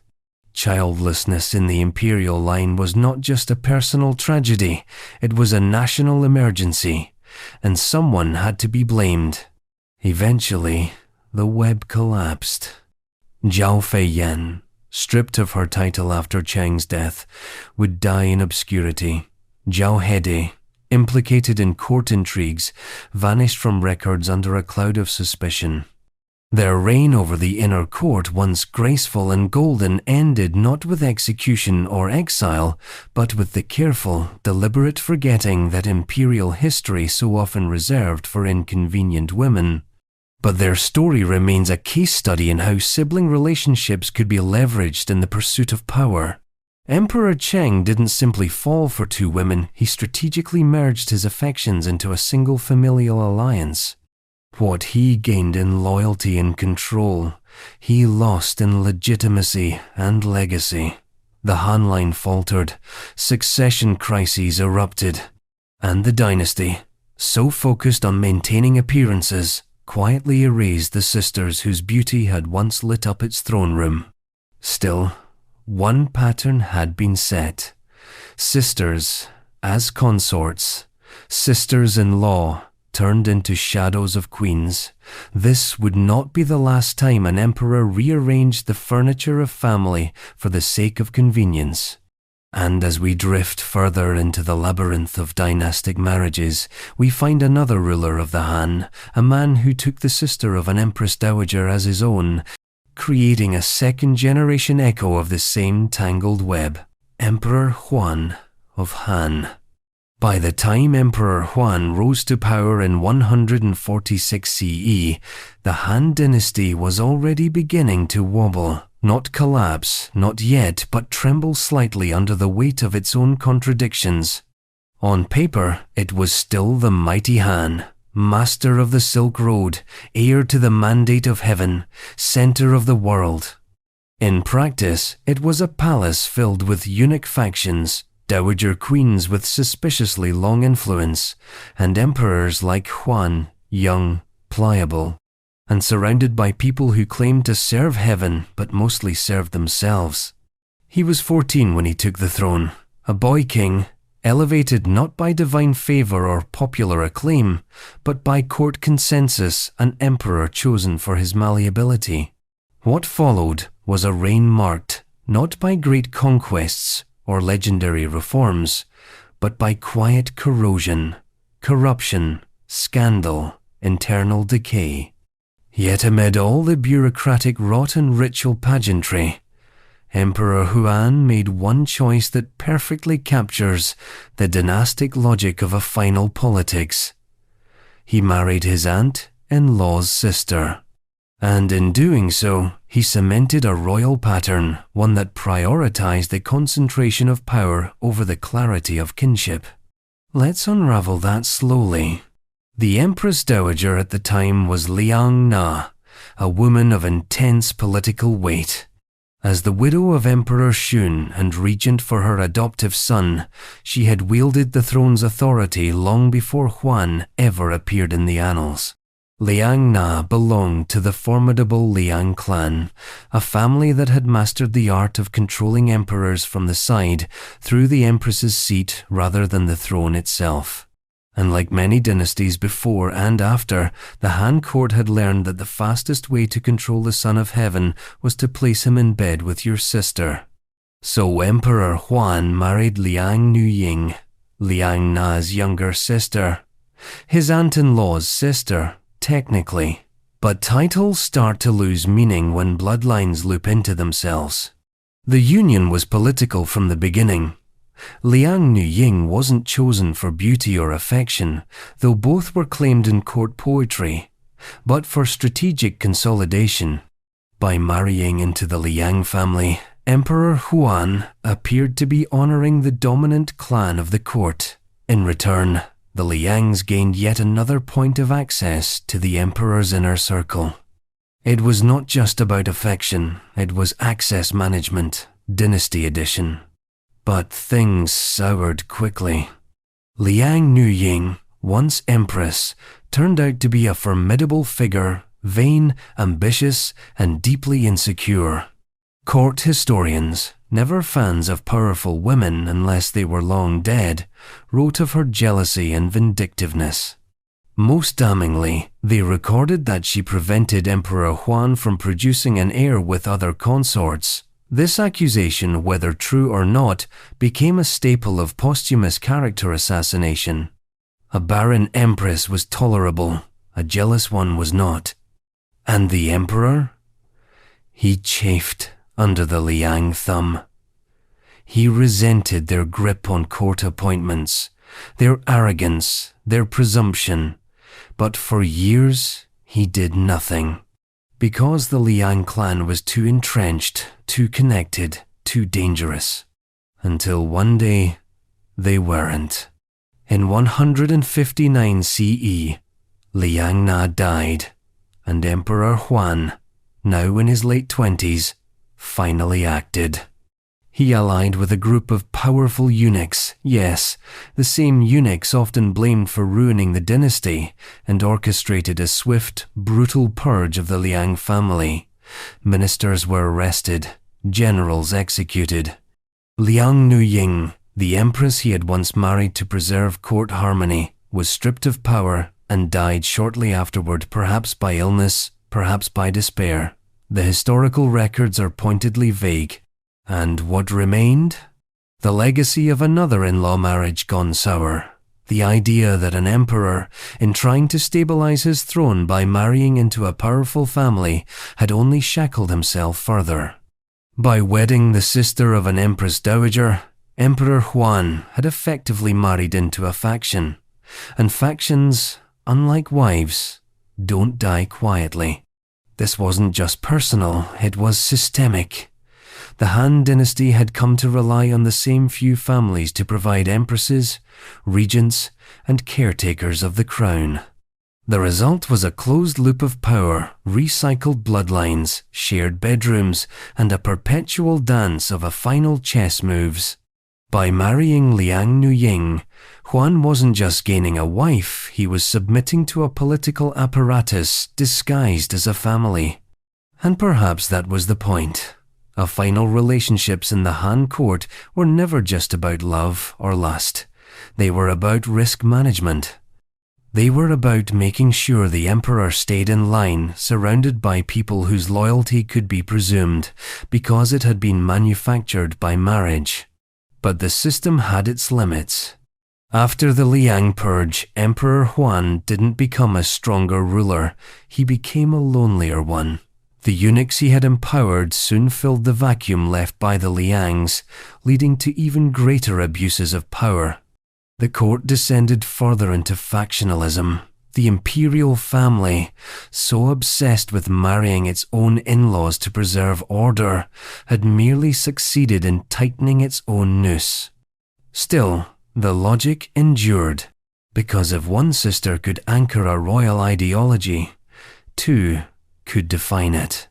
In another corner of the ancient world, on the sun-drenched shores of the Pacific, one king wouldn't just marry a politically convenient woman, he'd marry her sisters too, all of them. as if building an entire dynasty from a single household. Kamehameha. Aye. In the islands of Hawaii, long before the arrival of European ships with their polished cannons and missionary grammar, there was a system, not a monarchy in the European sense, and certainly not a democracy. It was a lineage-based hierarchy where bloodlines ran deeper than coral reefs and where political authority was measured not only by genealogy but by mana, spiritual power inherited, accumulated, and sometimes violently contested. At the top of this system stood the Alii Nui, the high chiefs, whose marriages weren't just domestic choices, they were cosmic alignments. To marry well was to consolidate mana. To marry strategically was to control the archipelago, and no one understood this better than Kamehameha I. The man who would unify the Hawaiian Islands under a single rule was not simply a warrior, nor merely a strategist. He was also, in every sense, a royal architect. He built his dynasty the way others built canoes, carefully, with attention to materials, balance, and above all, connection. And his most enduring structural decision? He married 3 sisters. Their names were Ka'ahumanu, Kalakua, Kahehaimali, and Namahana Pi'ia, each from a noble line. Each connected not only to Kamehameha's ambitions but to one another in a web of mutual loyalty, family prestige, and political convenience. They were more than wives. They were part of a system designed to concentrate power into a single lineage to make the family tree look more like a wreath. To modernize, this may seem odd, perhaps even taboo. But in the context of ancient Hawaiian society, where class, birth order, and ancestral rank dictated nearly every aspect of life, such a marriage arrangement was neither unusual nor illicit. In fact, it was ideal. Marriage among high-ranking siblings or close relatives was not just permitted, it was encouraged among the Ali'i Kapu, the sacred chiefs. The aim was not love, but purity, dynastic purity, spiritual potency. To dilute the royal line with an outsider's blood would be to weaken it. To marry within was to preserve and amplify one's sacred authority. Ka'ahumanu, the most well-known of the 3 sisters, was not simply a favorite consort. She was the political mind behind the throne. Fierce, intelligent, and uncompromising, she would later become Kuhina Nui, a sort of co-regent or prime minister after Kamehameha's death. Her authority was so complete that missionaries would later refer to her as the female Kamehameha. But her rise to power wasn't just a matter of personal charisma. It was built on the tight familial web that Kamehameha had so meticulously constructed. Her sister Kalakua Kahehaimali also became one of Kamehameha's wives, bearing him several children, including Kamamalu, who would later marry Kamehameha II. Meanwhile, Namahana Pi'ia, the eldest, brought with her noble lineage from Maui, strategically important in a time when uniting the islands was still more aspiration than policy. These were not secondary marriages. These were alliances both vertical and horizontal. Kamehameha wasn't just marrying into families. He was marrying across them, braiding the noblest bloodlines into a single, unbreakable rope. And because the sisters were related to one another, the alliances were self-reinforcing. Their loyalty to Kamehameha was matched by loyalty to each other, creating a closed circuit of dynastic power that spanned Oahu, Maui, and the Big Island. This model worked because Hawaiian political theology made room for it. The kapu system, the intricate code of sacred prohibitions and privileges, classified people not by individual merit but by inherited status.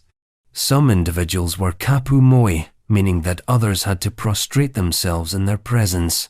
These rankings weren't disrupted by sibling marriage, they were supported by it. But the system came with costs. Kamehameha's dynasty, built on the internal logic of alii marriages, would face challenges the moment external powers arrived. The missionaries who came from New England found the polygamous structure scandalous. They brought with them strict Christian doctrines about monogamy, gender roles, and family structure doctrines that collided head-on with Hawaiian royal customs. After Kamehameha's death, Kaahumanu would, ironically, be the one to oversee a cultural pivot.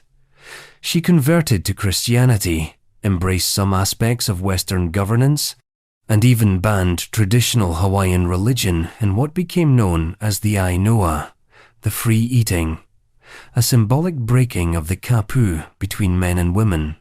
But before that transformation, she had been part of a royal sisterhood, an internal alliance of in-laws, wives, and political collaborators. What Kamehameha understood, what he demonstrated with meticulous clarity, is that family could be engineered, not simply inherited, but designed.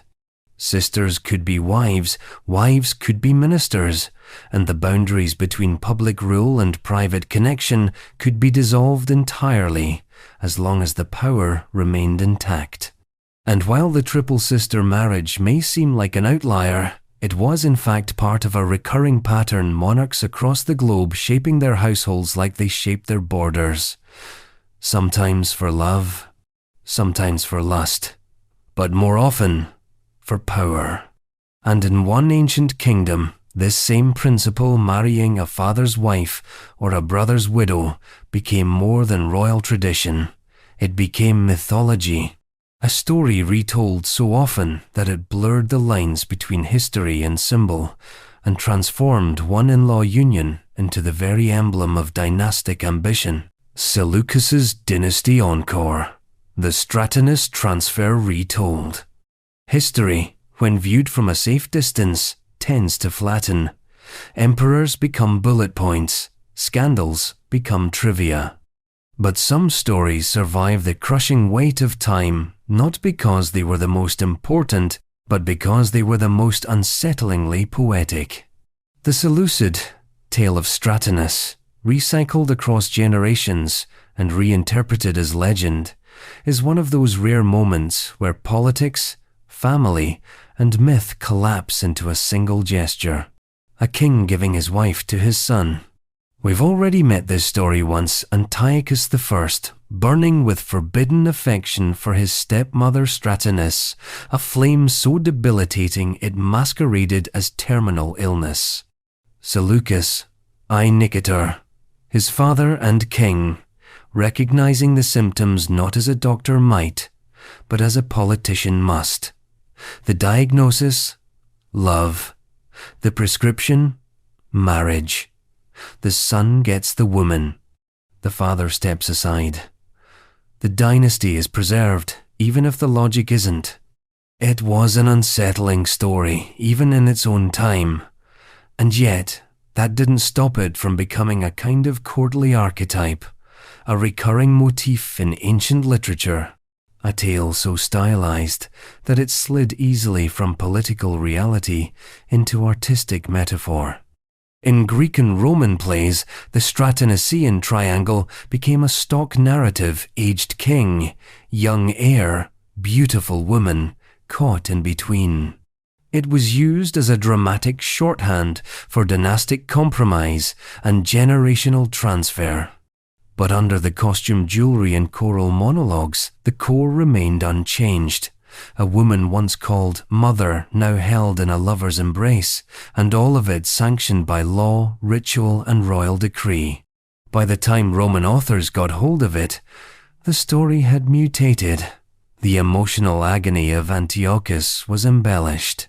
His illness became a metaphor for political stagnation, a literal lovesickness that threatened the future of the empire. His physician, Erasistratus, transformed from court doctor to sage-like counselor, a wise figure who could read the pulse not just of the boy, but of the kingdom itself. The diagnosis wasn't just about unspoken desire, it was about the fragility of dynastic continuity. And Seleucus? He evolved into the model of enlightened self-sacrifice, the father who yielded not out of weakness, but out of vision, the king who understood that sometimes, to preserve power, one must surrender possession. But of course, that's the sanitized version, the comfortable one. Because if we look at the actual implications, what we're left with is a disturbing philosophical proposition that in the world of dynasties, relationships are always negotiable. Not just alliances and treaties, but marriages, mothers, and moral categories. What matters isn't whether something feels wrong, it's whether it can be made to function. Stratonice, in most retellings, has no recorded opinion. Her inner life is absent from the scrolls. Was she in love with Antiochus? Indifferent? Trapped? It's unclear, and perhaps deliberately so.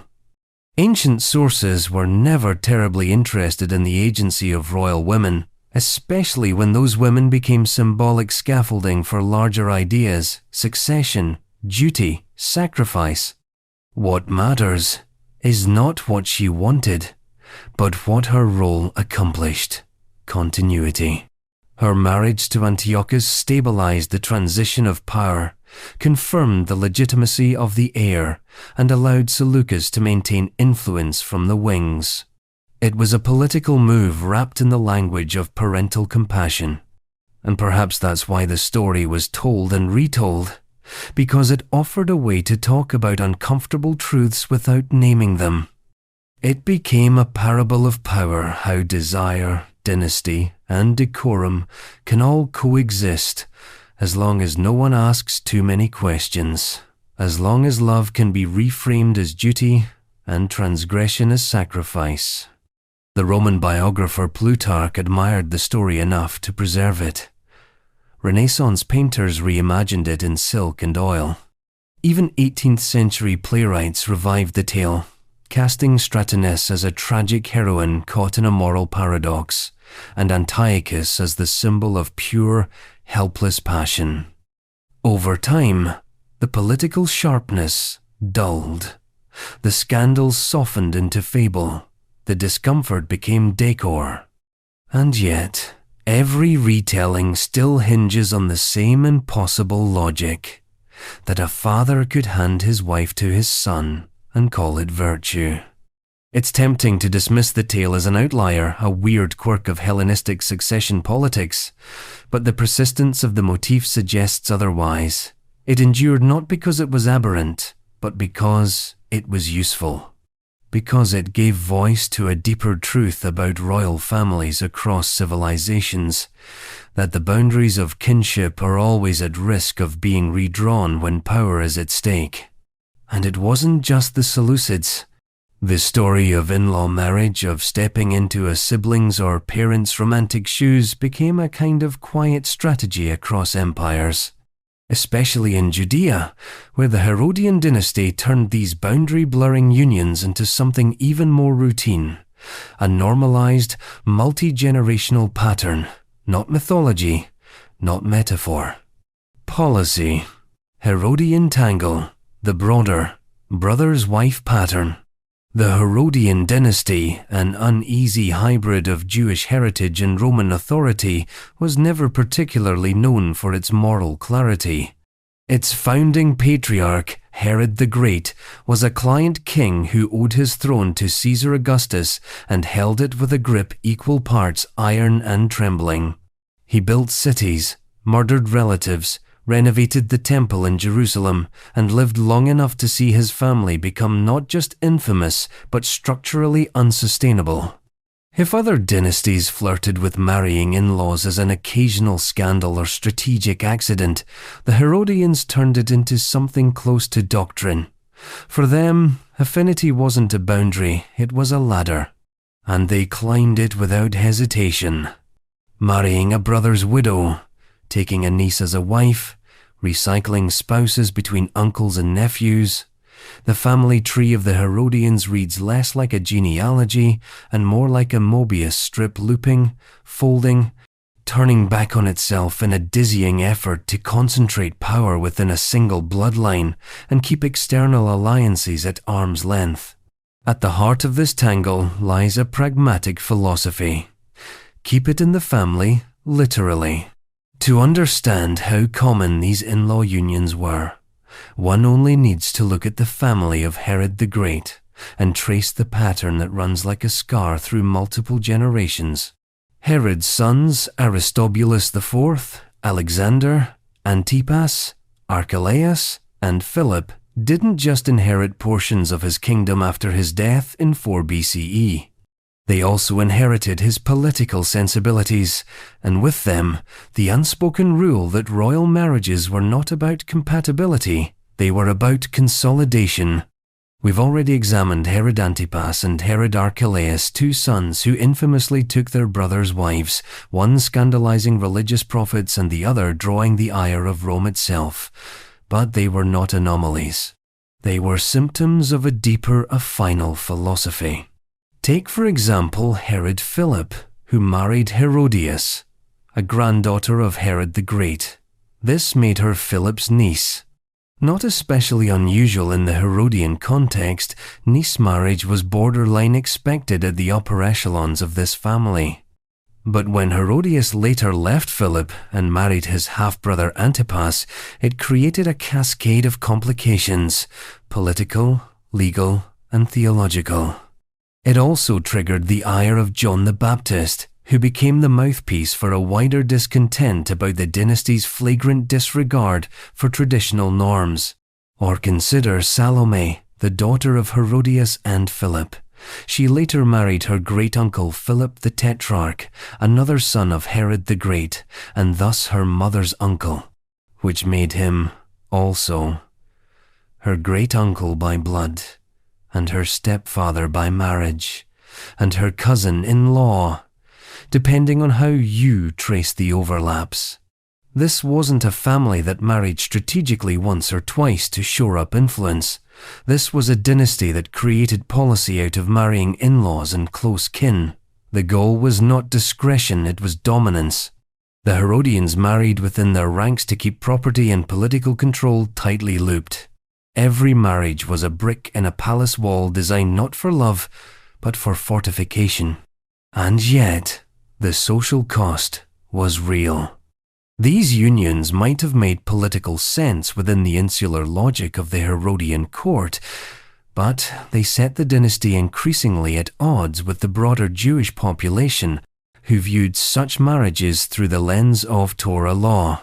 The Levitical prohibitions against uncovering a brother's nakedness or marrying a brother's wife, niece, or stepdaughter weren't just religious suggestions. They were foundational codes. Violating them wasn't a matter of poor optics, it was seen as outright defilement. And the Herodians violated them with mechanical precision. Religious authorities and lay people alike viewed the dynasty as morally compromised, even if they couldn't challenge its power directly. The tension between Herodian behavior and Jewish expectation widened into a dangerous fault line, one that would eventually contribute to widespread unrest, revolt, and Rome's tightening grip on the region. But the Herodians never saw the problem. From their perspective, these unions weren't transgressive, they were practical. In-law relationships were predictable. They created alliances with people already vetted, already invested in the dynasty's future, already within reach of the palace doors. And for a family constantly under pressure internally from rival claimants, externally from Roman overseers, trust mattered more than taboo. Ironically, this internal logic mirrored other dynasties across history. The Herodians weren't inventing a new pattern, they were simply deploying it more aggressively. The Ptolemies had done it. The Seleucids had set the literary standard. Even the Tang emperors would later take daughters-in-law into their private quarters. But the Herodians stand out because their version of in-law marriage was so repetitive, so structural, and so brazenly unrepentant. And that's the moral discomfort buried beneath the footnotes. The line between a one-time scandal and a normalized system isn't legal, it's frequency. One brother marrying another's wife? That's newsworthy. A whole dynasty doing it generation after generation? That's a governance model. Still, even within this tangle of strategic in-law entanglements, one figure stood out not for what he did, but for what he almost did. His name, again, was Henry VIII. And he had already taken one sister. But the power play that followed suggests he may have also turned his eye toward another Boleyn woman, not the one he married, but the one who held the most influence in the background. Their mother, Henry VIII, the prospective mother-in-law power play. By the time Henry VIII set his sights on Anne Boleyn, he had already rewritten the laws of God, country, and marital logic. He had dissolved his first marriage to Catherine of Aragon through a painfully public theological debate. He had fractured Christendom, weaponized Leviticus, and forged the Church of England, all for the sake of producing a male heir and, not incidentally, possessing a woman who refused to be possessed. But behind the royal drama of Henry and Anne, behind the sonnets, the annulments, and the executions, there's a lesser-known thread, a whisper that refuses to go away. It wasn't just Anne, and it wasn't just Mary. There was another Boleyn, older, wiser, married, and far too close to the throne for comfort. Her name was Elizabeth Howard Boleyn, mother to both Anne and Mary. And while there is no conclusive evidence that Henry ever pursued her as a lover, the proximity, the political choreography, and the structure of the Boleyn household created a cloud of implications so dense it practically needed a herald to cut through it. At the very least, Elizabeth Boleyn was a silent witness to an entire royal court slowly collapsing into moral ambiguity. At most, she may have been a participant in ways history dared not confirm. Let's unpack the logic, not of what happened, but what almost did. Henry had, according to credible sources, already carried on an affair with Mary Boleyn, Elizabeth's elder daughter. This wasn't idle gossip. Even the Pope had reason to believe it. The affair was common knowledge at court, acknowledged in foreign correspondence, and widely accepted by historians, even if the exact dates remain murky. Mary was married off in haste to William Carey, likely as a face-saving maneuver, and faded conveniently into the background. But the damage was done. Under canon law, once you've slept with a woman, her sister is off limits. Affinity, as the Church called it, is a concept both technical and emotional. It assumes that intimacy, even a final, marital, or non-consummated, creates permanent boundaries. Henry ignored those rules when he pursued Anne, Mary's sister, and the irony? The very same legal grounds that he would later invoke to divorce Catherine of Aragon, that she had been his brother's wife, also condemned his pursuit of Anne, because Anne was the sister of his former mistress. The web was closing in. But then there's Elizabeth, the mother of both. She wasn't just a passive matron. She was a daughter of the powerful Howard family, one of the most ambitious noble houses in England. Her brother, Thomas Howard, 3rd Duke of Norfolk, was a master of political triangulation, always several chess moves ahead. Elizabeth herself was no shrinking violet. She ran the Boleyn household, oversaw her daughter's courtly education, and, according to several foreign ambassadors, was deeply involved in managing their relationships with the king.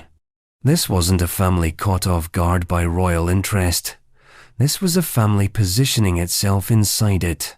French diplomat Eustace Chapuis, never one to miss a scandal, hinted darkly that Henry's entanglement with the Boleyns extended throughout the household.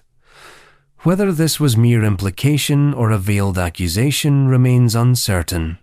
But the structure of Henry's relationships with the Boleyn women invited speculation. Here was a king who had slept with one daughter, courted another, and spent time in the intimate orbit of the woman who raised them both. Proximity breeds narrative. And the scandal wasn't just who Henry did pursue, it was who he shouldn't have.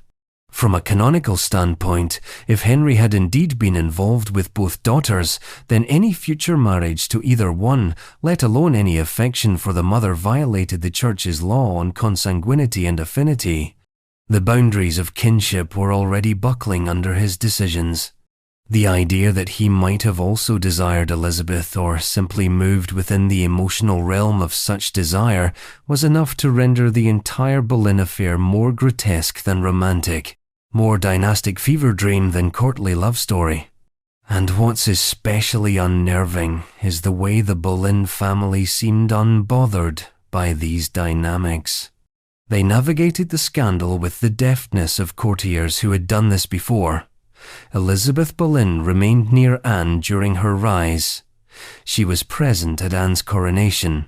She reportedly collapsed from stress during her daughter's imprisonment, but remained largely silent throughout the king's devastating reversals. Silence, in this context, wasn't passivity, it was preservation.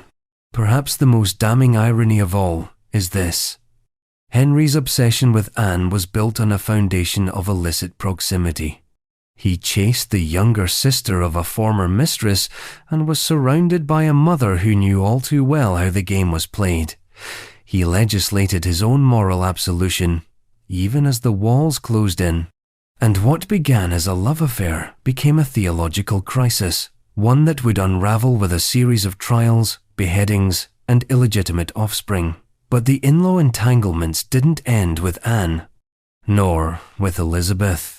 Because Henry's pattern wasn't just personal, it was systemic. He kept entangling himself in the same families, the same names, the same bloodlines. And one name in particular kept coming back, Louis XIV. He too had blurred the lines between family and desire. But in his case, the scandal with his sister-in-law wasn't buried in legal disputes or papal decrees. It was played out in the golden stage of Versailles. Louis XIV, Madame as diplomatic scandal. Versailles was not a palace, it was a performance. A curated reality of marble facades and candle-lit hierarchy, where every gesture, wardrobe change, and glance across the hall of mirrors was steeped in implication. Louis XIV, the self-declared Sun King, didn't simply live at Versailles. He was Versailles. He choreographed the state like a ballet, cast himself as its lead, and positioned his court like a living tableau. Nothing was accidental. So when he fell, perhaps slowly, perhaps all at once, for Henrietta of England, his sister-in-law, it wasn't just a personal failing. It was a geopolitical hazard wrapped in silk and family ties. Henrietta Anne of England, known in France as Madame, was not a woman easily overlooked. She was the daughter of a beheaded King Charles I of England and had spent her early years as a royal refugee in France. Her marriage to Philippe I, Duke of Orleans, Louis XIV's younger brother, was not born of love, but of diplomacy. The match was designed to bind England and France closer after the trauma of regicide and revolution. But instead of forging unity, it opened the door to something far more unstable: proximity. Henrietta was charming, intelligent, politically shrewd, and, as accounts suggest, lonely. Her husband, Philippe, was more interested in court fashions and his male favourites than in marital companionship. Their union was one of ceremonial obligation. Theirs was not a bedroom drama, it was a cold contract. And it left Henrietta adrift in a court of carefully concealed knives, trapped in the gilded cage of her title, yet utterly without intimacy. Enter Louis. The king and Madame shared long walks in the garden, private readings, late-night conversations behind tapestries. They were siblings in law by marriage, but in practice, something more ambiguous, familiar, affectionate, and increasingly inseparable. Contemporaries began to talk, and when Versailles whispers, the rest of Europe listens. The scandal wasn't in the affair itself. Versailles was practically engineered to tolerate extramarital liaisons. It was who she was. Sleeping with your brother's wife wasn't just bad optics, it was a theological and diplomatic minefield. France was still technically Catholic. Affinal relationships, those acquired by marriage, were regarded as morally binding. Your brother's wife, even if estranged, was still untouchable, biblically so. But Louis had never been constrained by doctrine when desire called. The idea that his status as king placed him above moral law wasn't subtext, it was policy. Divine right wasn't just a theory, it was a lived reality. And in that reality, Henrietta, his sister-in-law, was dangerously accessible. Their flirtation was conducted with the plausible deniability of high court life, always public enough to be noticed, never explicit enough to be proven. But behind the theatrical restraint was a real undercurrent. Henrietta was unhappy. Louis was unchallenged. The political world around them was volatile. The emotional environment was combustible. And then, as if to underscore just how tangled the web had become, Madame was tasked with diplomacy. In 1670, she travelled to England to help finalise the Treaty of Dover, a secret alliance between Louis XIV and her brother, Charles II of England. The treaty promised French support for English Catholic interests and included clauses that would shape European politics for decades. Henrietta wasn't just a messenger, she was the symbol of the Franco-English bond. She negotiated, charmed, translated. She was the living embodiment of everything Versailles wanted Europe to believe about its royal family. Poised, refined, strategic. And then, weeks later, she died. The official cause, peritonitis, following the consumption of cold water after exercise. But Versailles, true to form, never accepts a tidy death. Rumours bloomed like mould beneath brocade. Some blamed poison, others pointed fingers at her husband's inner circle. A few even whispered that her death was an act of mercy, a way of quietly eliminating a diplomatic liability too emotionally entangled with the king. Louis, for his part, staged a mourning performance worthy of myth. He ordered tributes, issued statements, rewrote her memory in the language of lost virtue. But the court knew what it had seen. A sister-in-law too close, a king too invested, a scandal too dangerous to name. And just like that, Henrietta Madame was erased from Versailles with the same elegance with which she had once enchanted it. Her rooms were reassigned, her portrait subtly moved, her name invoked only in hushed nostalgia. But the legacy remained. The Louis-Henrietta affair became the archetype of Versailles intimacy gone too far. It blurred the already fragile line between family and power, between marriage and monarchy, between statecraft and desire. And it left a vacuum. Because when one sister-in-law falls, another often rises. And the next story would come not from a palace of mirrors, but from a medieval kingdom in the Balkans where a Serbian king would quietly marry a woman whose only qualification was that she happened to be related to his brother's wife. Not quite incest, not quite scandal, but definitely not coincidence. King Milutin of Serbia, the brother's sister-in-law equation. In the flickering torchlight of the medieval Balkans, where kingdoms rose and fell as quickly as alliances were made, the Nemanjic dynasty of Serbia ruled with a blend of Byzantine orthodoxy and Balkan improvisation. It was a time when royal marriages were less about affection and more about arithmetic balancing power, land, and bloodlines with a kind of cold, strategic logic.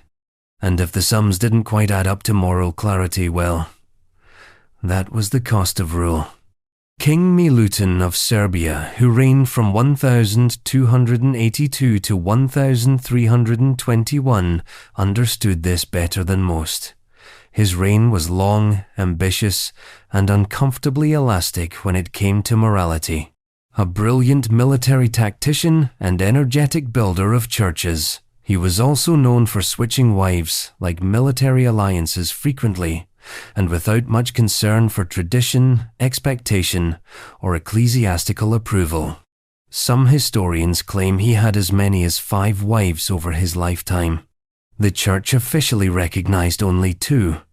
The others were negotiated, denied, or quietly forgotten. But it's not the number of wives that concerns us here. It's one in particular, Elizabeth of Hungary. A brief union, not well documented, but significant because Elizabeth was not just another noblewoman shuffled into royal circulation. She was, as the sources suggest, the sister of Milutin's sister-in-law. Let's slow that down. Milutin's brother, King Dragutin, had married Katharina of Hungary, a member of the Arpad dynasty, which had ruled Hungary for centuries. Katharina's sister, Elizabeth. So when Milutin married Elizabeth, he wasn't just marrying a distant cousin of his brother's wife. He was marrying her sister. It's the kind of move that seems harmless on the surface. After all, she wasn't his own sister-in-law, not directly. But in medieval canon law, and especially in the Orthodox Christian tradition Serbia adhered to, affinity through marriage was taken seriously. A sister of your brother's wife occupied a liminal space. Not blood, but not entirely free of moral proximity either.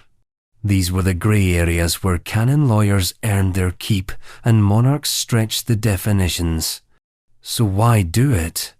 The answer, as always, is power.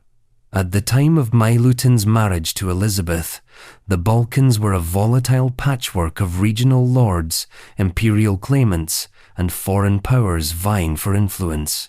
Marrying into the Hungarian royal house even second-hand offered a direct link to one of the most powerful kingdoms in the region. It was a calculated risk designed to strengthen Serbian claims in contested borderlands and balance the influence of the Byzantine Empire to the south. Elizabeth, for her part, wasn't a passive bride. As a daughter of Stephen V of Hungary, she carried dynastic weight even if her political usefulness to Milutin proved temporary. The marriage didn't last. In fact, it may not have lasted more than a few years. Some sources imply it was annulled, others suggest it simply faded without formal closure, which is, in its own way, telling. The fact that this marriage could be so casually entered into and then just as casually erased reveals the transactional nature of in-law relationships in medieval royalty. The emotional dimension was negligible. What mattered was the alliance, the optics, the geopolitical yield. But in the long view of history, these brief, almost bureaucratic marriages leave behind awkward questions. What happens to the boundaries of kinship when political need outweighs social taboo? What does it mean to marry someone whose sister is already part of your family, someone who shares holidays, bloodlines, and, presumably, side-eye at the royal table? In Milutin's case, the answer was, it didn't matter. Not enough to stop him, not enough to prevent him from arranging yet another marriage not long after. This is a pattern, not a mistake. For Milutin, and for many monarchs like him, the in-law category was simply too valuable to leave untouched. Sisters of queens, widows of brothers, nieces of allies, these were not awkward relationships. They were strategic assets, waiting to be absorbed into the political body. And if the church protested, well, the church could be negotiated with. And so the union with Elizabeth of Hungary passed quietly into obscurity, never quite denounced, never quite celebrated. A historical footnote that exemplifies the quiet normalization of dynastic in-law marriages. Not dramatic enough to spark a scandal, but enough to blur the lines of kinship just 1 degree further. It would not be the last time the illusion of moral clarity in royal households would dissolve in the face of political necessity. In fact, elsewhere in imperial China, another ruler would take a similarly controversial step. He would desire his son's wife, and rather than deny himself or hide behind courtly discretion, he would do what emperors do best: change the definition of the relationship altogether, not by argument, but by ritual. Emperor Xuanzong formalized by forcing Yang into a Taoist veil. The Tang dynasty didn't fall in a single night. It unraveled like silk under strain, slow and dignified, until the threads holding together empire and ideology finally snapped. And if one were looking for a single moment that foreshadowed that unmaking, a single decision that quietly eroded the very foundations of dynastic order, it would be this: when Emperor Xuanzong fell in love with his daughter-in-law and changed religion, not love, to make it all go away. We've met this story before. Xuanzong, the longest reigning emperor of Tang China, ruled from 712 to 756 CE. His reign marked the peak of Tang cultural and military power, a golden age of poetry, trade, cosmopolitan luxury. But as with many golden ages, its center could not hold. And at the center of that disintegration stood a single woman, Yang Huan, later known as Yang Guifei. At first, she was married to Li Mao, Xuanzong's son, a minor prince, not politically vital, but still embedded in the royal machinery. Yang Yuhuan's marriage to him was, by all appearances, typical. She was beautiful, well-connected, and quietly positioned within the extended court. But Xuanzong noticed her, and when an emperor notices, the world shifts to accommodate. The problem was not merely that Xuanzong desired his son's wife. The problem was that he did so openly. Confucian orthodoxy placed strict moral parameters on the family. The father-son relationship was sacred, not only politically, but cosmologically. The emperor was not just the head of state, but the father of the realm, and his own paternal conduct set the standard for everyone beneath him. To violate those hierarchies wasn't just scandalous, it was destabilizing. It was, quite literally, a cosmic misalignment. But instead of suppressing his desire, Xuanzong did what emperors do when confronted with inconvenient taboos. He redefined the terms. The ritual solution was both simple and shocking.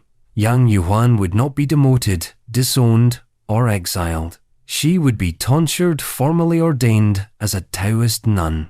This was not a spiritual calling. It was a legal loophole. By entering religious life, she effectively erased her marriage to Li Mao. She was no longer his wife, no longer the emperor's daughter-in-law, no longer bound by the moral obligations of Confucian kinship. She was now, in the eyes of the law and the gods, a celestial being, unattached. Then, only after this metaphysical reset, she re-entered the court not as a royal relation, but as Xuanzong's consort. Elevated swiftly to the position of Guifei, the highest-ranked imperial concubine, Yang was given a title normally reserved for the most politically potent women in the empire. She was no longer a daughter-in-law. She was now, quite officially, the emperor's favorite. This wasn't just a personal indulgence. It was a state ritual, a cosmic performance. And the empire noticed. While court poets waxed lyrical about her beauty, comparing her skin to jade and her gait to flowing water, the bureaucrats, generals, and ministers saw something else, a dangerous precedent. Because if an emperor could erase kinship ties by changing someone's religious title, what else could be undone? The Taoist veil was not just spiritual cloth, it was an eraser, a moral reset button. It told the court, there are no limits for the emperor, not in law, not in family, not in ritual. What followed was an imperial love story drowned in irony. Xuanzong lavished Yang with palaces, jewels, and the kind of obsessive devotion that feels romantic until you remember who paid for it. The empire groaned under the weight of mismanaged funds and rampant favoritism. The Yang family, elevated by association, expanded their influence rapidly. Her cousin, Yang Guozhong, rose to become chancellor. He was widely disliked. He was also dangerously incompetent. In 755, the Anlushan rebellion exploded across the empire. Sparked by regional grievances but fueled by elite resentment, the rebellion nearly toppled the Tang. Xuanzong was forced to flee the capital, and along the road to Sichuan, his own guards mutinied. Their demand was not subtle. They wanted Yang Guifei dead, the very woman who had once been a daughter-in-law, then a nun, then the most powerful woman in China, now stood accused of bringing ruin to the empire. Her elevation had symbolized everything the court feared: blurred boundaries, unchecked favoritism, and the fragility of imperial restraint. Xuanzong, after some delay, relented. Yang Guifei was killed not with ceremony, but with deliberate silence. And just like that, the woman whose status had been rewritten by religious ritual disappeared from the world she once ruled.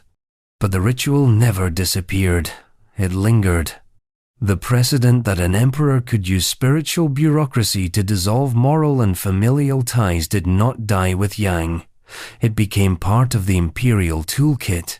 A whispered reminder that, in dynastic politics, desire can be justified as long as the right incense is lit. And it wasn't just a Chinese trick. Elsewhere in the world, similar games of a final rearrangement were being played. In another Han court, long after Xuanzong's sorrowful retreat, a different emperor would marry into his own in-law clan, not through scandal, but through calculated power blocks. Because marrying into your wife's family wasn't always about love or lust. Sometimes it was about locking down a dynasty before it ever had a chance to splinter. Emperor Huan, sister block politics. In the final centuries of the Han dynasty, imperial power had grown ornamental. The emperor remained the apex of the state in name, but real authority was increasingly concentrated elsewhere in the regents, the empress's dowager, and most curiously, in the families of women. This was not a bug in the system. It was a strategy. And Emperor Huan, who ruled from 146 to 168 CE, offers a particularly revealing case study in how the logic of a final politics marrying into your wife's family was not just tolerated, but cultivated into policy. Huan did not enter the throne with force or even bloodline inevitability. He was placed there. At just 14, he was chosen by the court aristocracy and the reigning Empress Dowager Liang, not because of merit, but because of pliability. And in return for the crown, he gave up the reins. The empire, in effect, was being run not by the emperor, but by the Liang family, a powerful aristocratic bloc led by Liang Ji, the Empress Dowager's brother. That last detail matters. Because in imperial China, marrying into a single powerful family wasn't merely a personal decision, it was an administrative gamble. For the emperor, it meant embedding himself in an already functional network. For the family, it meant controlling appointments, promotions, edicts, and, in many cases, the emperor himself.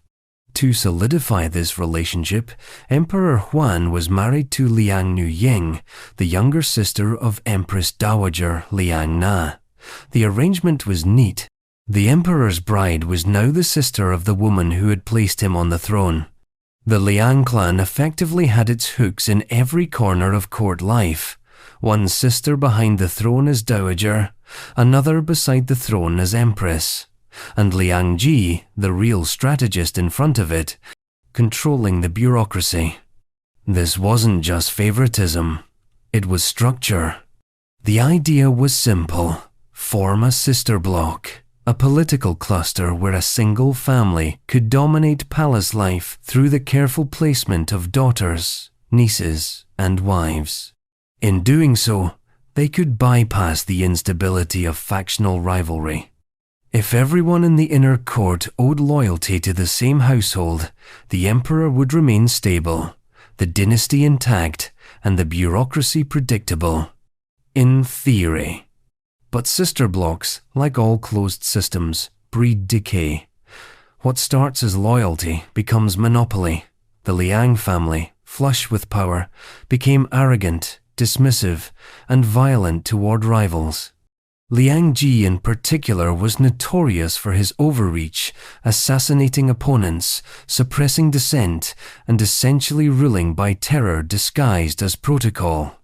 His control over the emperor was so complete that Emperor Huan was often viewed as more of a hostage than a ruler. And Liang Noying, the empress, was no powerless bystander. She ruled the inner court with the kind of authority that only imperial women could wield, unofficial but immense. Court historians later painted her as cruel, jealous, and domineering, especially toward other consorts. Her failure to produce an heir only sharpened her insecurities. Rumors circulated that she had sabotaged rival concubines' pregnancies, though these accounts often reflect posthumous scapegoating more than verifiable fact. Still, the perception was enough. The court was suffocating. Power was too concentrated. The emperor, now older and increasingly resentful, finally made his move. In 159 CE, after over a decade of Liang control, Huan allied with a group of palace eunuchs, ironically, the very class of officials the Liang family had tried to marginalize. Together, they launched a coup. Liang Ji was executed. His allies were purged. The sister bloc was dismantled. And Empress Liang Nuying? She was quietly removed from power. Some sources claim she died soon after, either by illness or by despair. The records are characteristically vague. Her fate was less dramatic than her family's, but her removal was symbolic. The fall of the entire affinal system that had once defined Emperor Huan's rule. The irony is that after destroying the Liang network, Emperor Huan did not become more powerful. He merely traded one master for another. The eunuchs, emboldened by their success, grew into their own faction, arguably more corrupt and less disciplined than the family they replaced. The palace, once ruled by sisters, was now run by whispers behind carved screens and bribes passed through silk sleeves. But the real lesson lies in what the Liang sister bloc represented. It was a system of dynastic control based not on war or wealth, but on affinity, not blood, but marriage. By placing daughters and sisters into the emperor's household, a single clan could control succession, law, and ceremony. It was the soft power of proximity, the politics of pillow talk. And in imperial China, it often proved more durable than armies. And the Liangs were not alone. This wasn't an isolated strategy, it was part of a global pattern. Because halfway across the world, in the Khmer Empire, another ruler was also using marital affinity to consolidate power.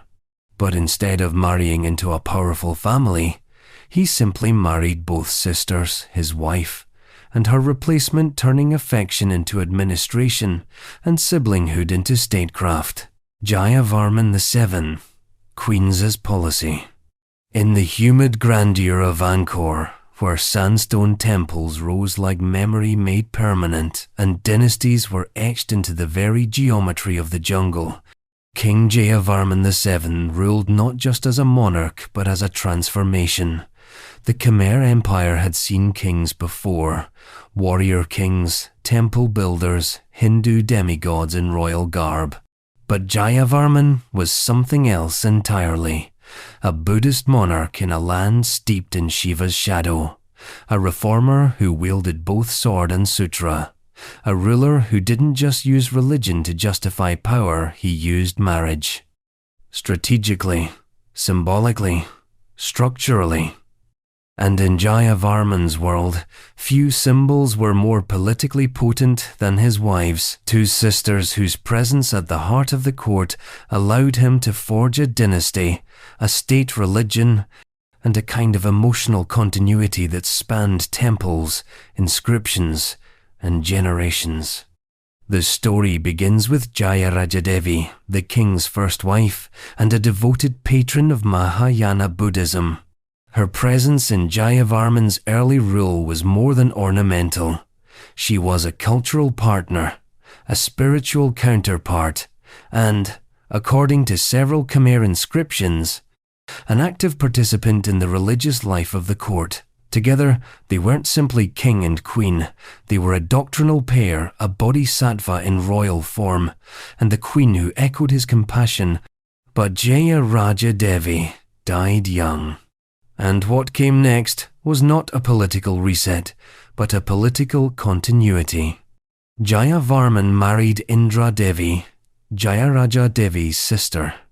To modern sensibilities, this might feel like a private decision, an act of grief, perhaps, a way to keep the flame alive by marrying someone close, familiar, emotionally adjacent. But in the Khmer court, personal affection was never unmoored from strategy. Indra Devi wasn't just a convenient replacement, she was an extension of Jayavarman's ideological project. Both sisters came from high-ranking aristocratic stock. Their father was likely a Brahmin, a learned member of the intellectual elite, steeped in the Sanskritic traditions that blended seamlessly into the Cambodian courts of the time. In marrying Jayaraja Devi, Jayavarman had tethered himself to a family of religious legitimacy. In marrying Indra Devi, he preserved that link, reinforcing his court's alignment with Buddhist philosophy and maintaining the same factional support without interruption. And Indra Devi was no silent consort. She was educated likely at the famed Royal Academy of Nalanda in India, and she didn't just sit beside Jayavarman on temple walls. She issued inscriptions of her own, she commissioned temples, she praised her sister's memory in carefully worded stelae that honored the past while legitimizing her present role. In one particularly famous inscription, she refers to her late sister as a queen, reborn in heaven, and herself as the earthly continuation of that wisdom and virtue. It was an extraordinary rhetorical move. She wasn't just stepping into her sister's household, she was stepping into her sister's spiritual lineage. This was not a simple case of familial recycling. It was dynastic succession by affinity. The appearance of marital continuity served a deeper, more political purpose. Stability in the inner court, consistency in public ritual, and legitimacy in the eyes of both the priestly elite and the people. And it worked. Jayavarman VII's reign 1181–1218 CE became one of the most ambitious in Khmer history. He led massive building campaigns, constructed more than 100 hospitals, restored roads, and launched temple projects on a near-messianic scale.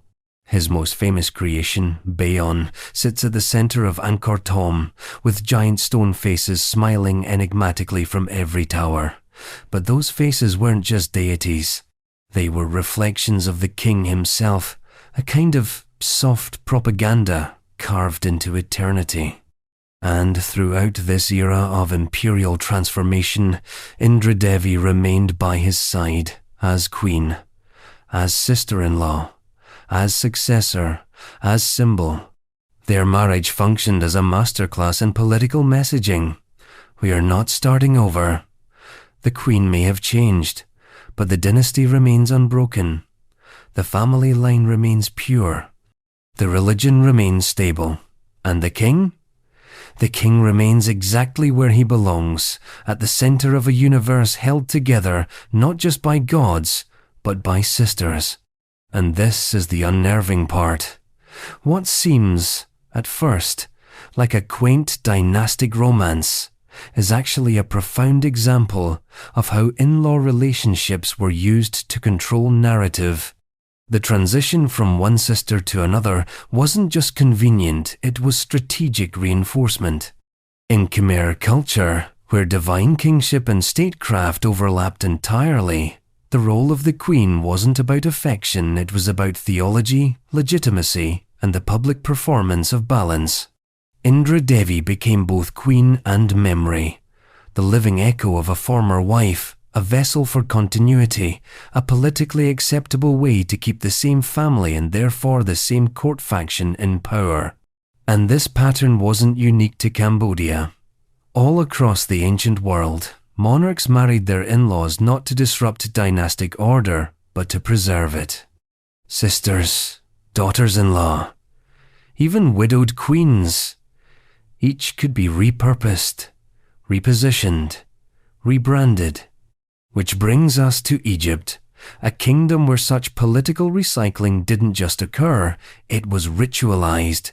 There, in the house of Ptolemy, the lines between sibling and in-law didn't blur, they vanished entirely. Ptolemy II, when your in-law is also your sibling. The Ptolemaic dynasty did not believe in drawing lines. Not between nations, not between temples and throne rooms, and certainly not between siblings and spouses. In the Egyptian court of the 3rd century BCE, political control was maintained through rituals of closeness, familial, religious, architectural. One of the most potent of these rituals came from a man whose legacy was both monumental and morally inverted, Ptolemy II Philadelphus, the sibling-loving king. And while he is often remembered for commissioning the famous Library of Alexandria and transforming Egypt into a cultural lighthouse of the Hellenistic world, Ptolemy II's most enduring and unnerving legacy was his marriage to Arsinoe II, who was his full sister. But before she was his sister wife, she was also his sister-in-law. To understand how that's even possible, we have to start with Arsinoe's first husband, Ptolemy Kerounos.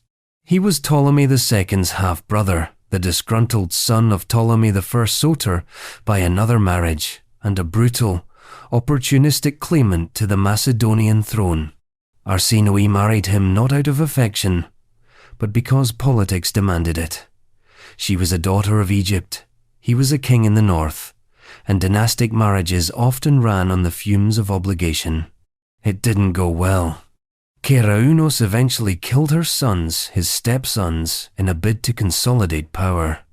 Arsinoe fled back to Egypt, a political refugee with the royal equivalent of a scarlet letter, a former queen, a survivor, a widow whose past alliances had ended in blood. Most dynasties would have locked her away quietly, let her fade into the architecture, far from the throne and the annals. But the Ptolemies did not operate that way. Where other rulers saw scandal, Ptolemy II saw opportunity. Where others would have closed ranks, he opened the royal household. Arsinoe returned not just to Egypt, but to the center of power, and soon after, she was married to her own brother. But here's the double bind. Because she had previously been married to Ptolemy II's half-brother, she also held the title of his sister-in-law. In other words, Arsinoe was both sibling and in-law. By marrying her, Ptolemy II wasn't just entering into a politically controversial union, he was doubling down on taboo, folding 2 layers of familial proximity into one official position. It was breathtaking in its audacity, and the court, predictably, didn't blink. Because by that point the Ptolemaic ideology had moved beyond mere governance. They were crafting something more dangerous, a theology of royalty. The Egyptian pharaonic tradition had long embraced divine kingship, including sibling marriage among deities like Isis and Osiris.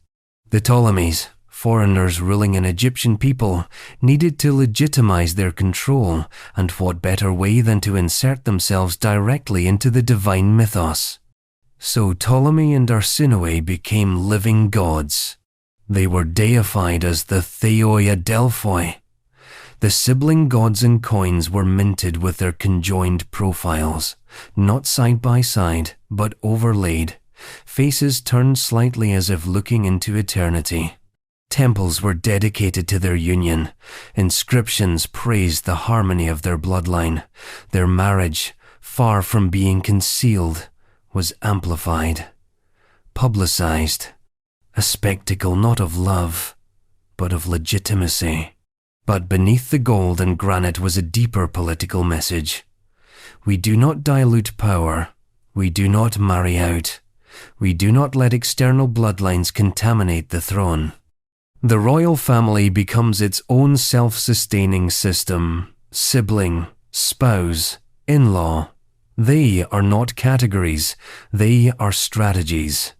And Arsinoe, for her part, wasn't merely a consort. She became co-ruler. Her name appeared on official decrees.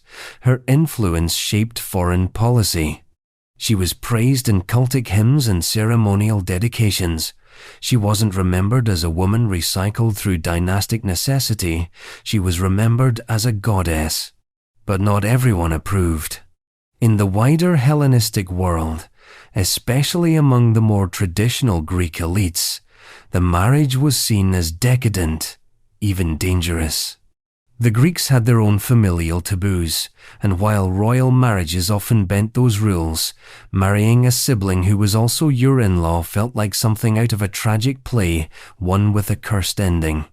And perhaps that's why the Ptolemies leaned so hard into religious symbolism. They weren't trying to defend the union, they were replacing the moral framework that would have judged it. If the gods could marry their sisters, so could kings, and if those sisters had also been married to previous claimants, all the better. It reinforced the narrative of dynastic inevitability. This logic would repeat itself for generations.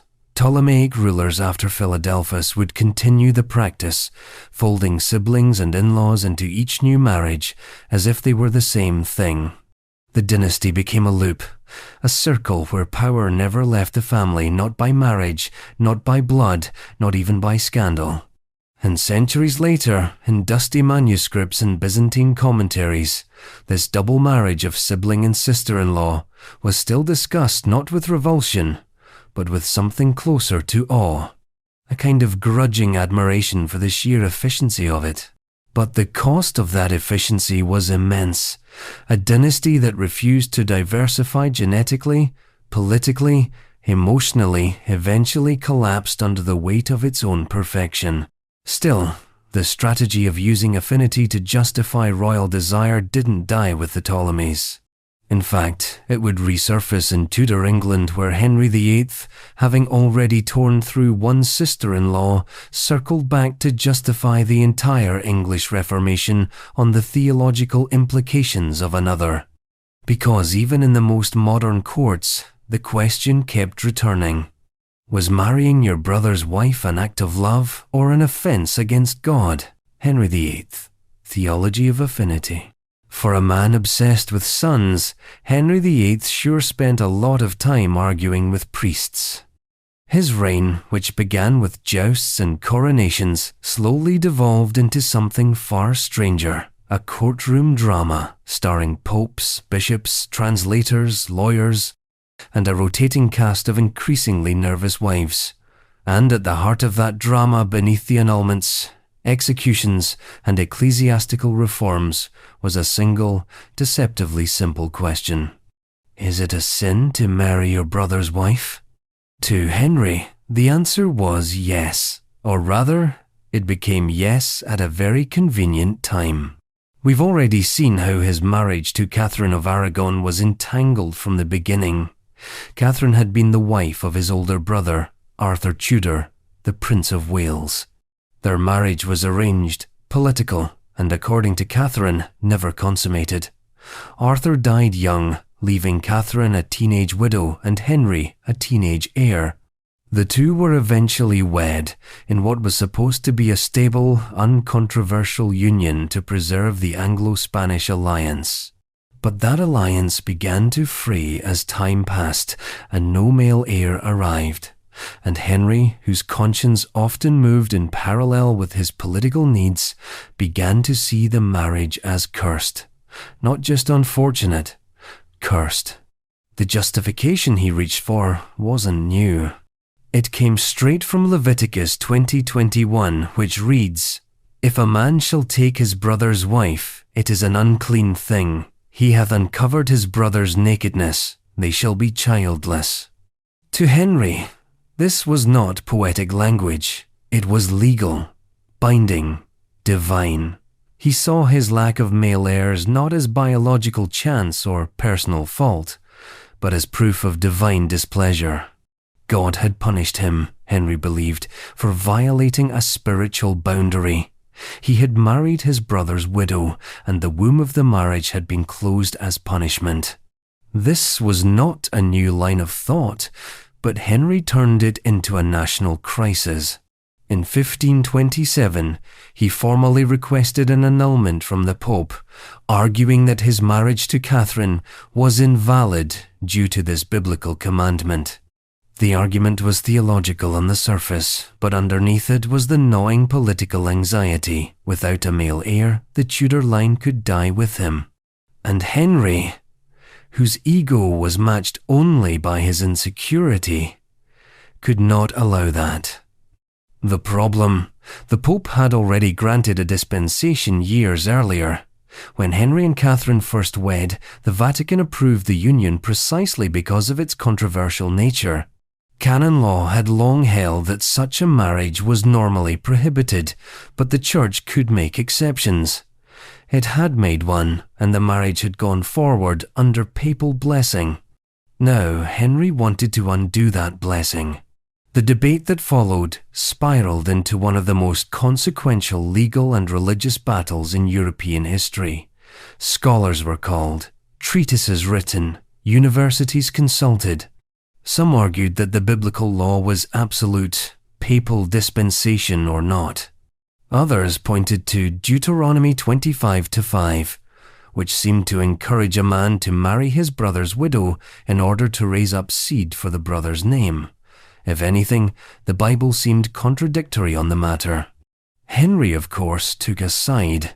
He launched an intellectual campaign to paint himself not as a lustful monarch chasing annulment, but as a pious king desperately trying to live in accordance with divine law.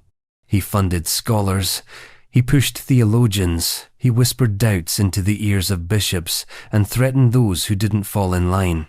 At the center of this theological hurricane was Catherine, quietly insisting that her marriage to Arthur had never been consummated. If true, the Levitical prohibition wouldn't apply. But Henry, whose doubts had hardened into dogma, refused to accept her word. His mind was already elsewhere. On Anne Boleyn, on an heir, on a church that didn't answer to Rome. When the Pope refused to grant the annulment, Henry broke from the Catholic Church entirely.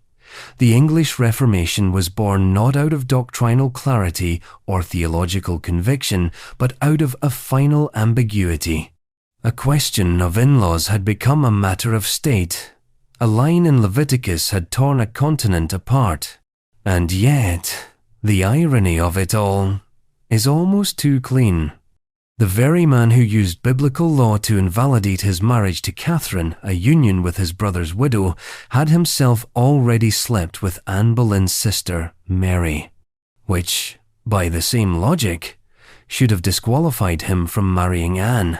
The Church considered sexual relations with a woman's sister the same as with the woman herself.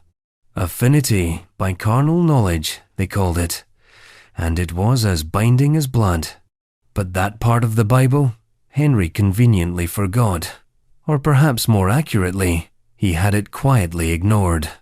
So what did we learn? That the theology of affinity is never just about sex or sanctity. It's about power, about legitimacy. about how kings use scripture the way a sculptor uses marble, chiseling away at inconvenient verses until only the desired shape remains. The doctrine that unraveled Europe was built on the question of in-laws, not enemies, not heretics, not infidels. In-laws. And while Henry's theological gymnastics made headlines, his case was far from unique. Because on the other side of the world in the Hawaiian archipelago, marrying your in-laws wasn't a moral crisis. It was cultural continuity. It was how you held the throne. Court of Hawaii. One chief, sisters, one throne. Before the missionaries came with their printed Bibles and waistcoats, before the sugar barons planted monoculture and imported diseases, before annexation was a gleam in Washington's eye, Hawaii had its own order. Not chaos, not savagery, but a highly stratified system of sacred rule, where bloodline wasn't just a pedigree, it was divine architecture. And in this system, where lineage was the very scaffolding of legitimacy, the question of who a chief could marry had only one real answer. Someone close enough to maintain the mana. Mana, the spiritual power that permeated everything in ancient Hawaiian life, was not democratic. It didn't flow freely to the masses. It was concentrated, carefully passed through generations of alii, nurtured like a flame. To preserve this sacred potency, intermarriage wasn't discouraged. It was required. Enter the royal practice that European observers would describe with scandalized curiosity: marrying sisters.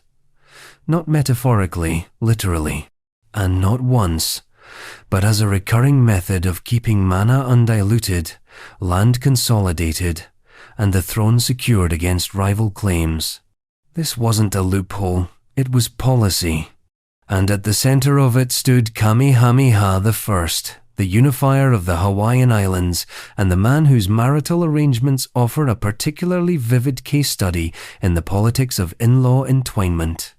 Kamehameha took 3 sisters as wives: Kaahumanu, Kalakua, Kahehaimali, and Namahana Pia.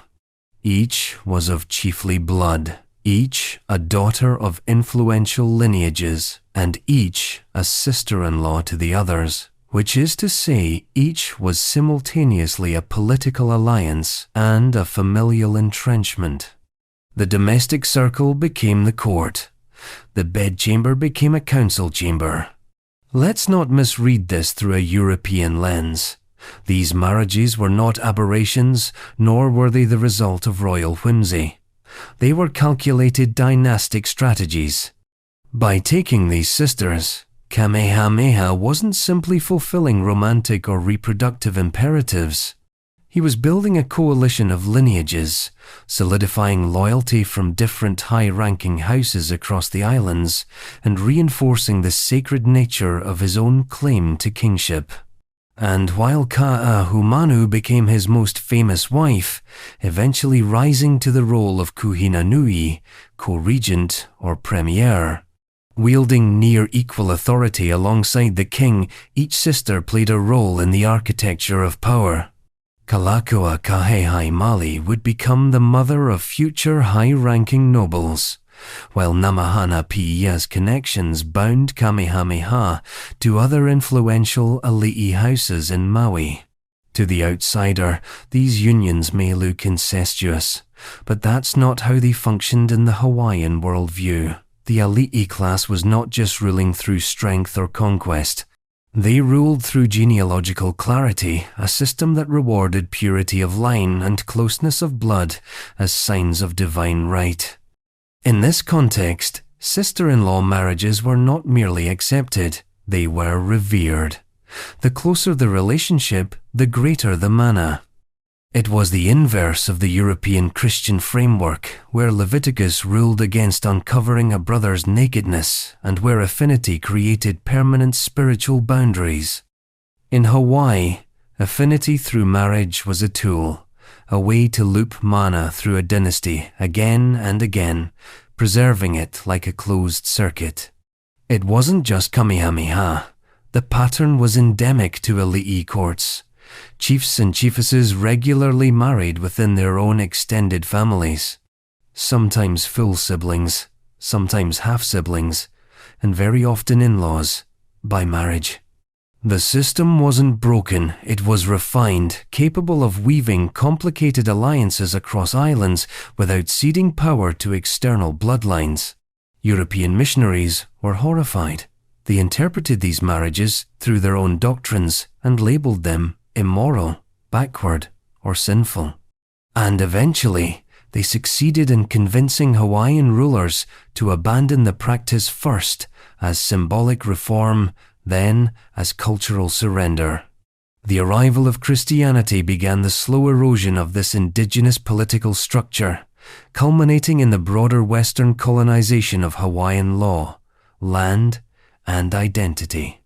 But long before the gospel ships docked, the alii understood what most rulers only pretended to believe, that marriage was statecraft and that in-law relationships weren't secondary, they were central. Each sister-in-law taken into the royal household was not just a wife, she was a vote of confidence, a blood bond, a fortification. The court of Hawaii, in that sense, was no different from the courts of England, France, China, or Egypt. The robes were different, the rituals distinct, but the logic unmistakably familiar. And like all ruling houses across history, the Hawaiians weren't just marrying for mana or inheritance, they were recycling power, returning it to the same bloodlines, holding it tightly and refusing to let it drift into the hands of strangers. A pattern we've now seen from the Ptolemies to the Tudors, from Angkor to Versailles, from the deserts of Judea to the rainforests of Polynesia. And if we were to step back, zoom out far enough to see the entire map, we'd realize that these royal in-law entanglements weren't random anomalies. They were symptoms of a broader historical instinct. Keep it in the family, whatever the cost. Because whether through scandal or sacrament, bedroom or battlefield, dynasties survive not by expansion, but by recursion. The big pattern. Keep it in the family. By now, the pattern should be hard to ignore. Across empires and centuries, across languages, religions, and legal systems, monarchs and dynasties have bent and occasionally broken their own moral codes in pursuit of a simple, ruthless idea. Power is safest when it doesn't leave the family. And if that meant marrying a sister-in-law, bedding a brother's widow, or inviting a daughter-in-law into the imperial bedchamber, so be it. The crown, after all, has always been a jealous god. This wasn't about romance. It was rarely about desire, even when couched in poetic seduction or religious ceremony. This was about containment, control, dynastic recursion as a form of political insurance, and the in-law by accident of proximity was the perfect solution to an ancient problem. How do you expand your lineage without expanding your liability? Take Judea, for instance. Herod Antipas and Herod Archelaus didn't just marry into their own bloodlines, they married into each other's households, keeping the royal tent flapping safely in the same wind. Herodias, Glyphera, and other royal women became political chess pieces, passed from brother to brother like inherited territory. The house of Herod read Leviticus carefully, but then quietly footnoted it with ambition. In Ptolemaic Egypt, theological gymnastics weren't even necessary. Incest and affinity were baked into the system. When Ptolemy II married Arsinoe II, he wasn't just defying moral expectations, he was codifying them into religion. By marrying a woman who was both his full sister and his half-brother's widow, he closed the loop entirely. Their union wasn't a scandal, it was a blueprint. Imperial China took a slightly more bureaucratic approach. Emperors like Xuanzong and Huan didn't just want to marry into powerful families, they wanted to manage those families. A daughter-in-law? Make her a consort. A sister-in-law? Promote her into a ritual role. And if anyone raised an eyebrow, you could always make her a Taoist nun first. As long as the paperwork aligned, the throne remained undisturbed. The Khmer Empire refined this logic into a philosophy. Jayavarman VII's marriage to his first wife's sister wasn't a workaround, it was a continuation. The crown didn't move. The queen simply changed faces, keeping the same family, the same advisors, the same religious alignment. In-law intimacy as institutional memory. And then there's Henry VIII, the man who turned biblical ambiguity into constitutional crisis. His obsession with Catherine of Aragon and his retroactive guilt about her being his brother's widow wasn't about divine displeasure. It was about inheritance, about the terrifying possibility of a crown without a son.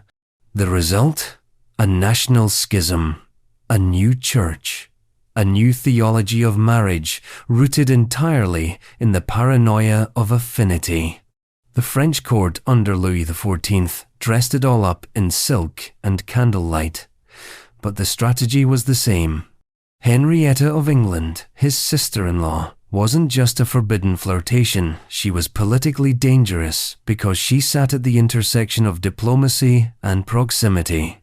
Versailles could spin gold out of sin, but even the Sun King couldn't fully eclipse the optics of fraternal betrayal. And in Hawaii, the in-law dynamic wasn't shameful, it was sacred. The Alii class married sisters as a strategy of mana preservation. Affinity wasn't a problem to solve, it was a tool to wield. Marrying your sister-in-law wasn't a scandal, it was a safeguard. What do all of these rulers have in common?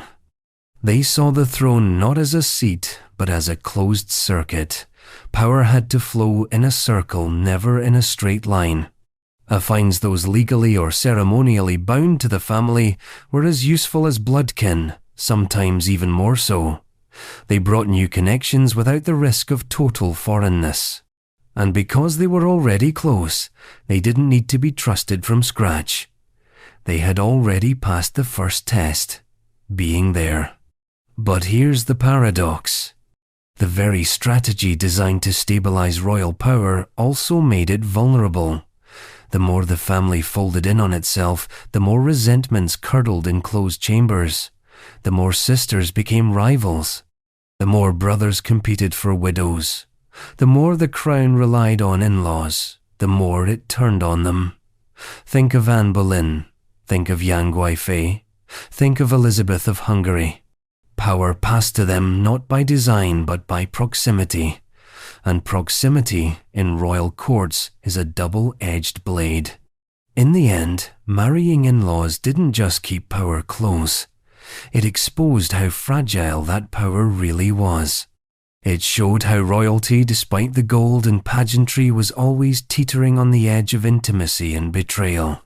And no matter the empire, no matter the era, the line between divine right and dynastic collapse was drawn in the bedrooms of the palace. So the next time you see a royal wedding, whether in a tabloid or a temple, look closer. Ask yourself not just who married whom, but why they were allowed to marry at all. And then remember this. It was never just love. It was never just law. It was always about keeping it in the family.